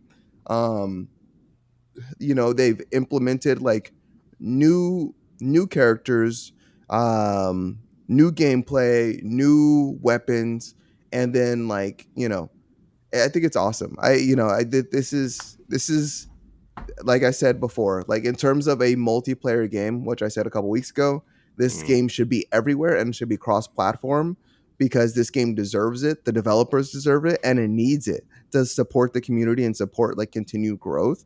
Like Splatoon is one of those games that it would benefit to be everywhere. And yeah. man, it is such a great game. One was great. I have not played two. I have not played three, Mm, but I really want to because just there's nothing else like it, and I think that's the most important part about this is it's a new IP that is done well, and it takes the genre and flips it on its head, and it does it as it should, and it does it better than anyone else. Mhm. I absolutely love it. Yeah, this is a great game. all right. Well, if you ever do get a Switch, I know Splatoon 3 will be on your list of games that you buy. That's probably, I think that's like your favorite game for the Switch Yeah, ever. you'd Yeah, be yeah. wrong, but in Oh, terms of maybe. if I'm playing a multiplayer shooter, yeah, this would Yeah. this would All be right. the Definitely. number one Okay. on Switch. Mhm. All Selling right. me on VR and selling me on Inklings. I love it. Inklings. I was All gonna call right. them Squidlings. All Yeah, right. you still wouldn't be wrong, but yeah, Inklings would be the right term. Yeah. All right. So we're gonna move on to our this week's discussion. First, we'll start with G4 TV. As we know, they have been going through some recent layoffs. You know, they had those like last week. There was I was like whatever, but now looks like they're losing some of uh, their on air personalities also. Um, in my opinion, uh, I don't think that this network should have come back with the numbers it's been pulling right now. Looking at their video views, if you go to their YouTube channel anyway, looks like someone was just trying to, bank this off nostalgia. Nostalgia can be a good thing, and in some cases it could be a bad thing. So, definitely just go over the recent layoffs. Looks like Indiana Black, aka Frost, was let go, and then Adam Pereira, I Yeah, hope it's Pereira, you got yeah, it. Pereira, yeah, he left also, but it's looking like that he left because looks like him leaving was already planned months down the line. It wasn't that he was let go. I think it was kind of bad timing with him leaving Attack of the Show, but his intention was always to relaunch the network and then go on to other opportunities. So pretty much he was just there to help. The new host of Attack of the Show, by the way, will be WWE superstar Xavier Woods, aka Austin Creed. So hopefully, does a good job of doing that. With these recent layoffs and departures, do you guys feel that this network is in a good spot right now? Should it have come back? And if you don't think so, how much longer do you think this network will last? Finance, I know you're a big G4 fan. You watched it a lot back in the day. We'll start with you. I'm interested on your opinion on this.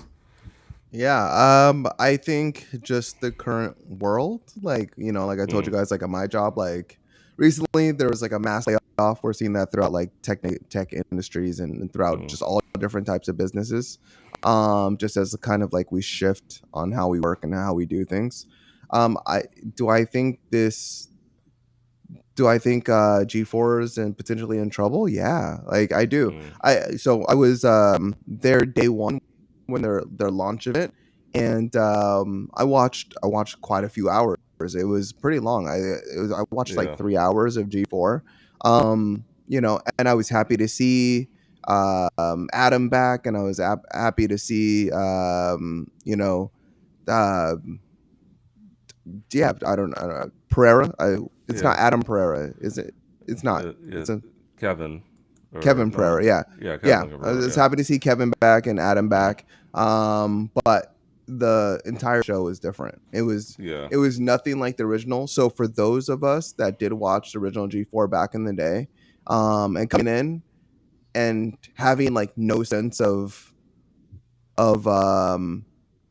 relationship with the new show, I think was already an issue with the show. Like it was too far off. Like yes, they got like some old host back, but it mm, was just so they could it was such a convergent. Like they just distanced yeah, themselves as far as they could from the original show, which we loved. So just G4 and doing that was already it kind of it had the opportunity to build a new audience, but you lost your old audience. Um, yeah, so I think that was the issue. But in regards to the layoffs and stuff like that, I really don't have a opinion or a comment about that. mm, We're seeing this with IGN. I mean IGN. yeah, We're seeing this with Game Informer. Game yeah. Game Informer Informer. Yeah, has consistently had mass layoffs. I think that's partly because of people like us.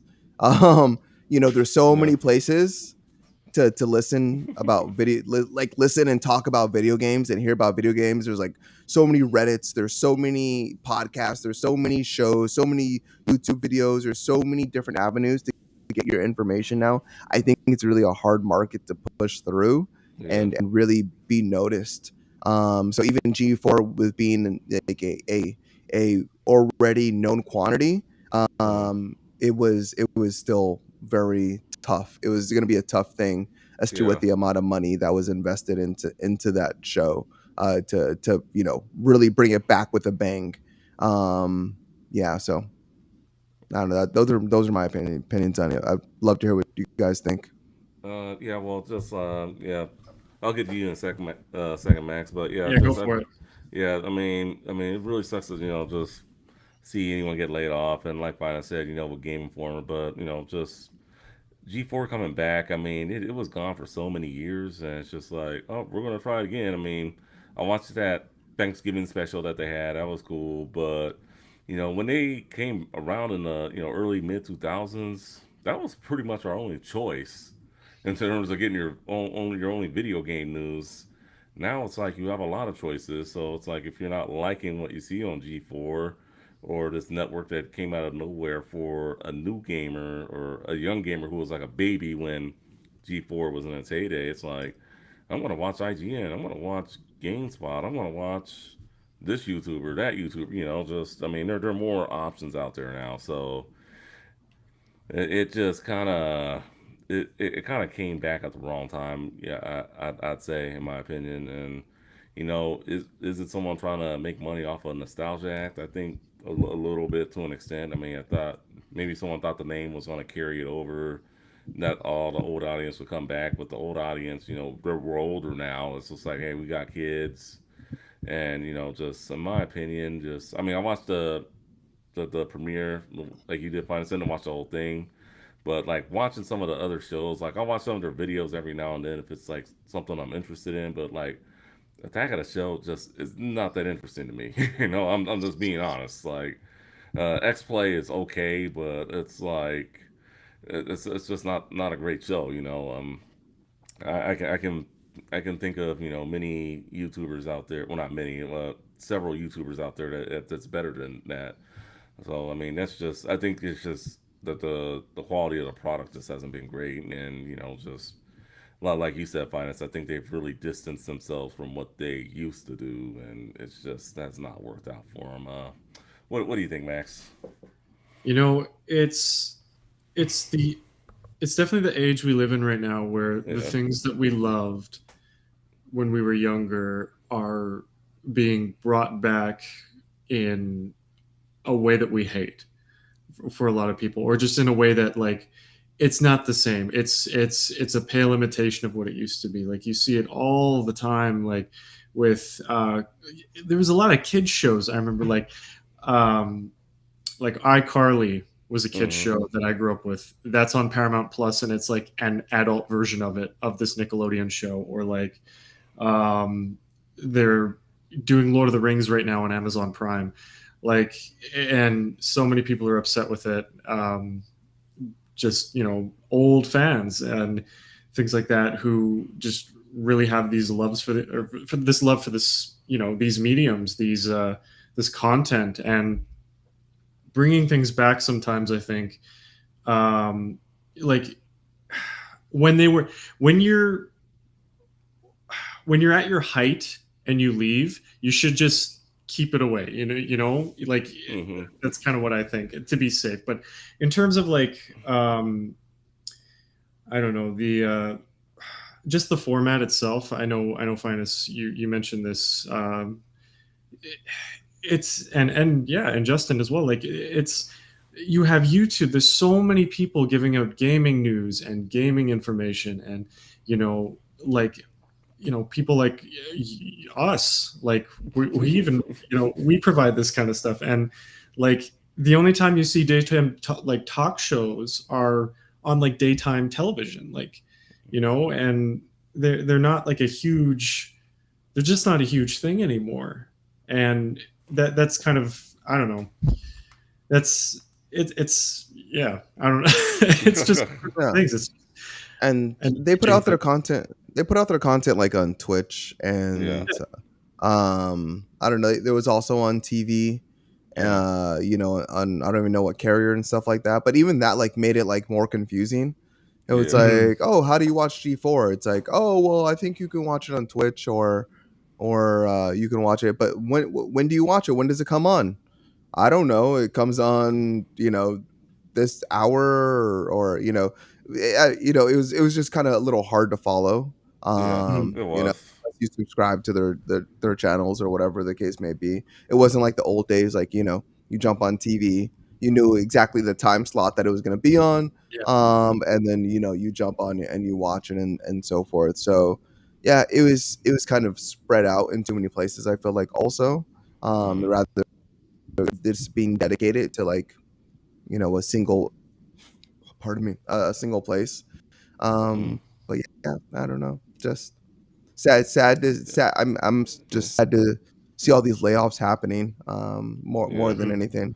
I mean, I'll just be honest with you. I don't see the network lasting too much longer. I mean, that's just Yeah. my opinion. We'll hopefully they can make it. I mean, maybe if they didn't go into too many mediums, just they should have just kept it simple with just a straight Twitch and YouTube. I don't know. I mean, I'm not sure what carrier it's on myself. I mean, I don't watch it on when I do watch my YouTube TV. I don't think it's on there. It might be, but I mean, when I do see like their programs, mainly just through YouTube for the most part. But hopefully it gets better for them. I mean, I wish them nothing but the best. I mean, I don't like to see anyone lose their jobs or anything like that. And I know the people who work there work very hard. So I mean, I would like to see it succeed. This part of the gaming community now that it's back. So I mean, we can only hope that that they they pull together and hopefully they can see them get out of the soul. But I'm just being honest. I see the writing on the wall. I don't see it lasting much longer. All right. Enough with the G4 TV. Our final topic. Grand Theft Auto 6 footage is leaked. So pretty much, looks like they got hacked earlier in the week. Rockstar or Take Two, whatever you want to call it, looks like they their server was hacked, and what was released of what they're working on the upcoming GTA 6. Good news is the hacker has been arrested. Well, the one who they think hacked it, he's part of some hacking group, also behind the Uber hack as well. Um, I have not seen any, images. I'm really trying to stay clear of that stuff. I'm not trying to see like any of the early development, like with the video and all that stuff. But how do y'all feel about the hack? And do you think that Rockstar and any other developers can prevent this thing from happening? We can start with you, Max. What are your thoughts on this whole thing? Just do what Bungie did, hack them back. Go after um, the hackers. Go. Go after them. But I don't know. Like when I initially heard that there were leaks, again, I'm like you guys. Like I stay away from it for the most part.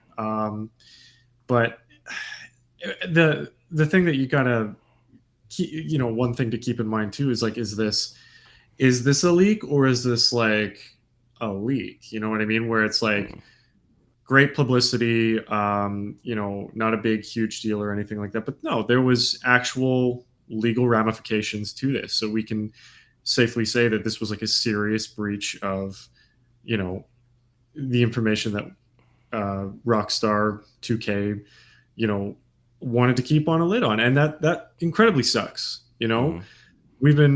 People have been waiting for Grand Theft Auto 6 for like, oh God, at Yeah, Since least 8 years. yeah. 8 years, I was gonna say like yeah. a decade. Yeah. Almost a decade. Yeah, it was almost a decade. Yeah, next year will be 10 years when GTA 5 came out. So people have been Yeah. waiting since the last game for GTA 6. So, I mean, it sucks for the developers who worked so Yeah. hard on it. It's just like a slap in their face. Like, what the fuck? Like, seriously? Like, Yeah. And it's just like, if you're like this noble, like Robin Hood hacker, it's just like, what are you giving to the public? Like some unfinished images and polygons, or like, for the general public to be like, wow, that looks like crap. And it's like, of course it does. It's not done. Like, you're like, I don't know. I don't know what the motivations of this guy were. Maybe he just wanted to hack. Well, You it know? wasn't. No, it wasn't just hacking because he offered to sell the source code. So Okay, well there you go. yeah, yeah. Some people just want to watch the world burn.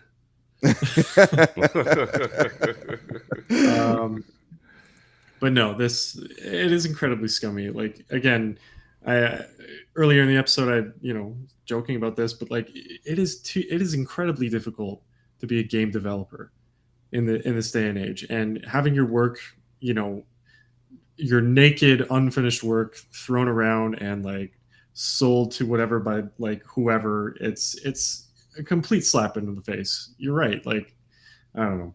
Yeah. Just So riled up.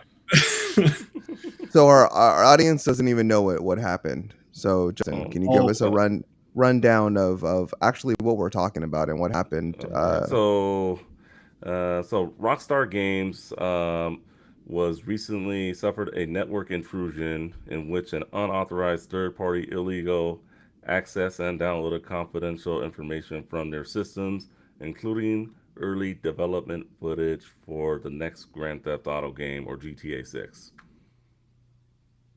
Yeah. Um, Nice, thank is you. that pretty clear? Okay. Yeah, sorry, it's difficult when we all know what we're talking about, Yeah. and we're just like we're all cool with that, right? But Yeah, he's like, yeah. oh yeah, people are listening.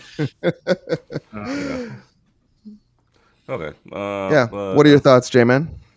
My thoughts. I think this hacker who has been arrested by the London police. He is from Allegedly.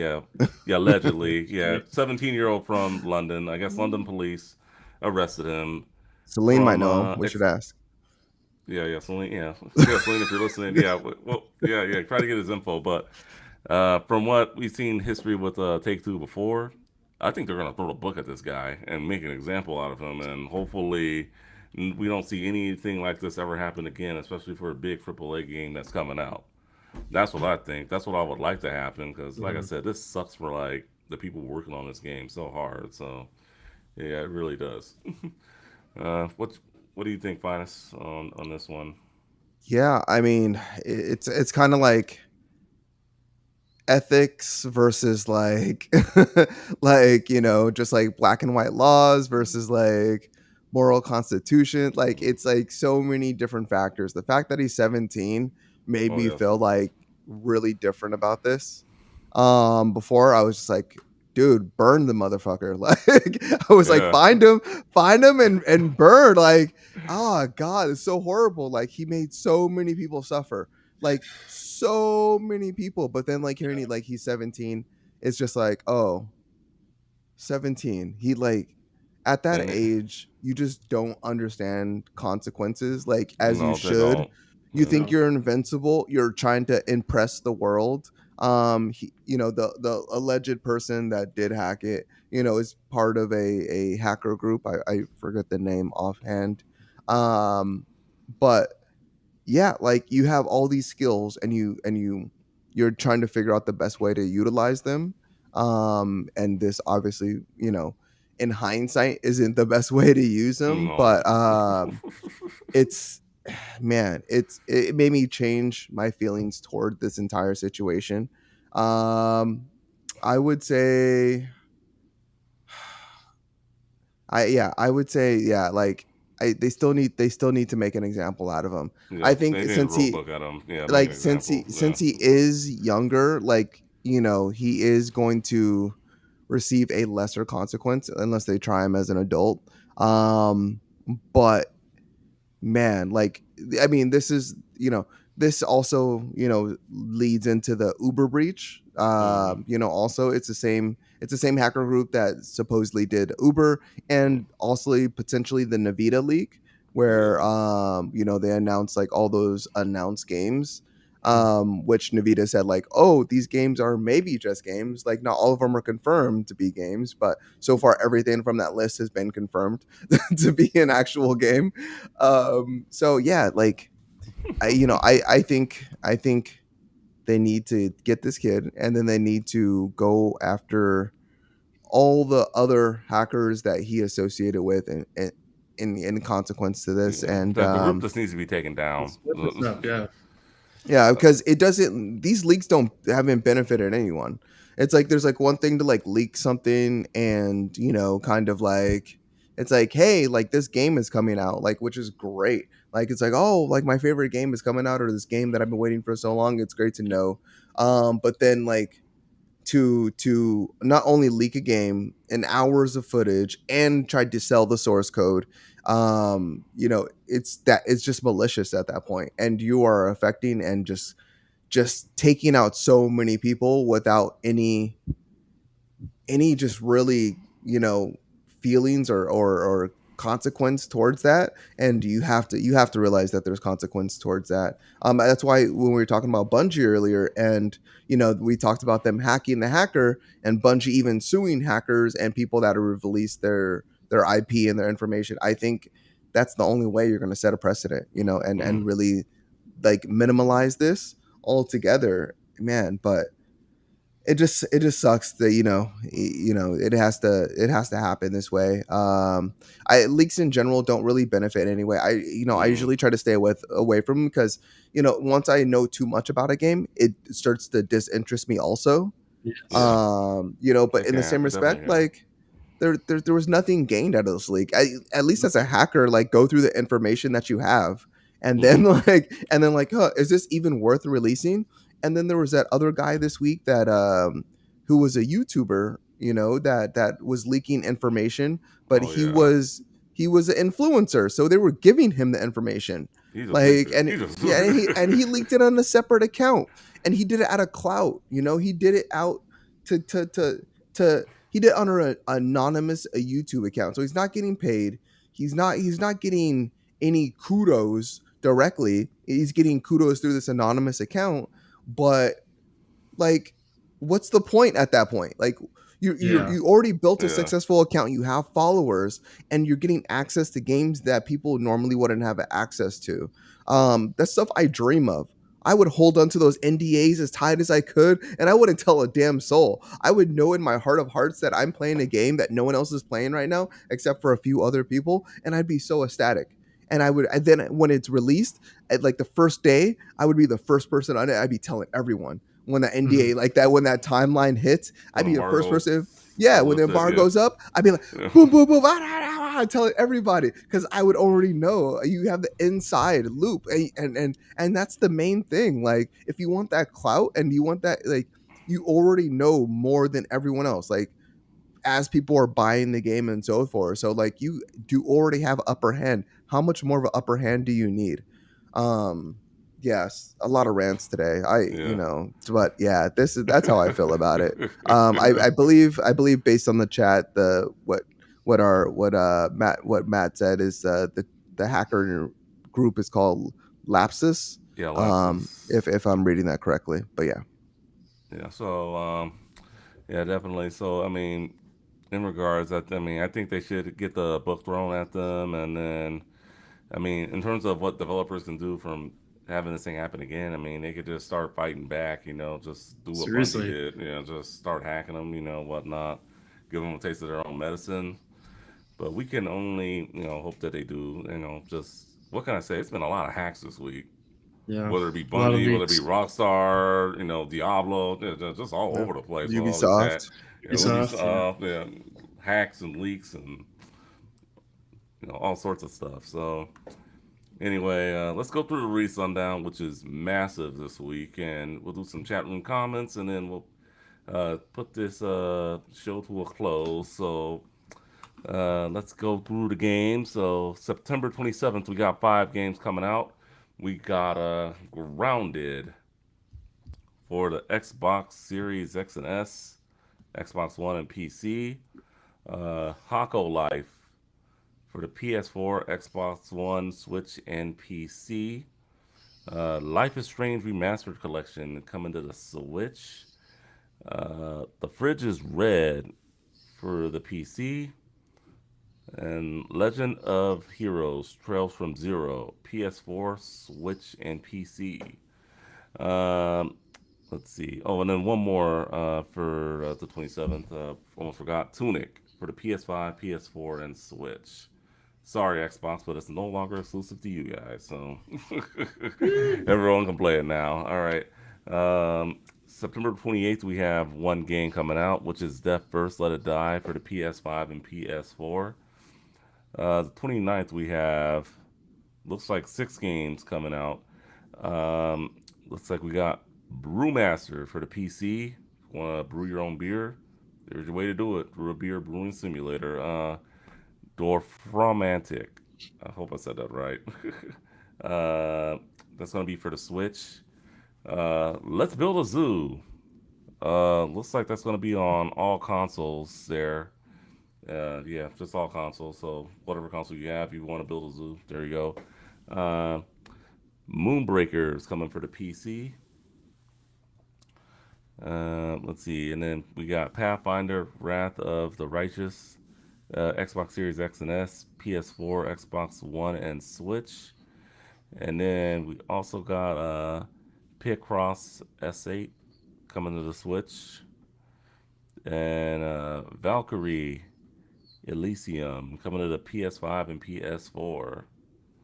And then looks like, was that delayed or was that an update on it or? Oh, so so this actually, if you get the larger version, Mm, there it comes with the Lilith, Valkyrie Elysium Lilith, uh, and Valkyrie Elysium.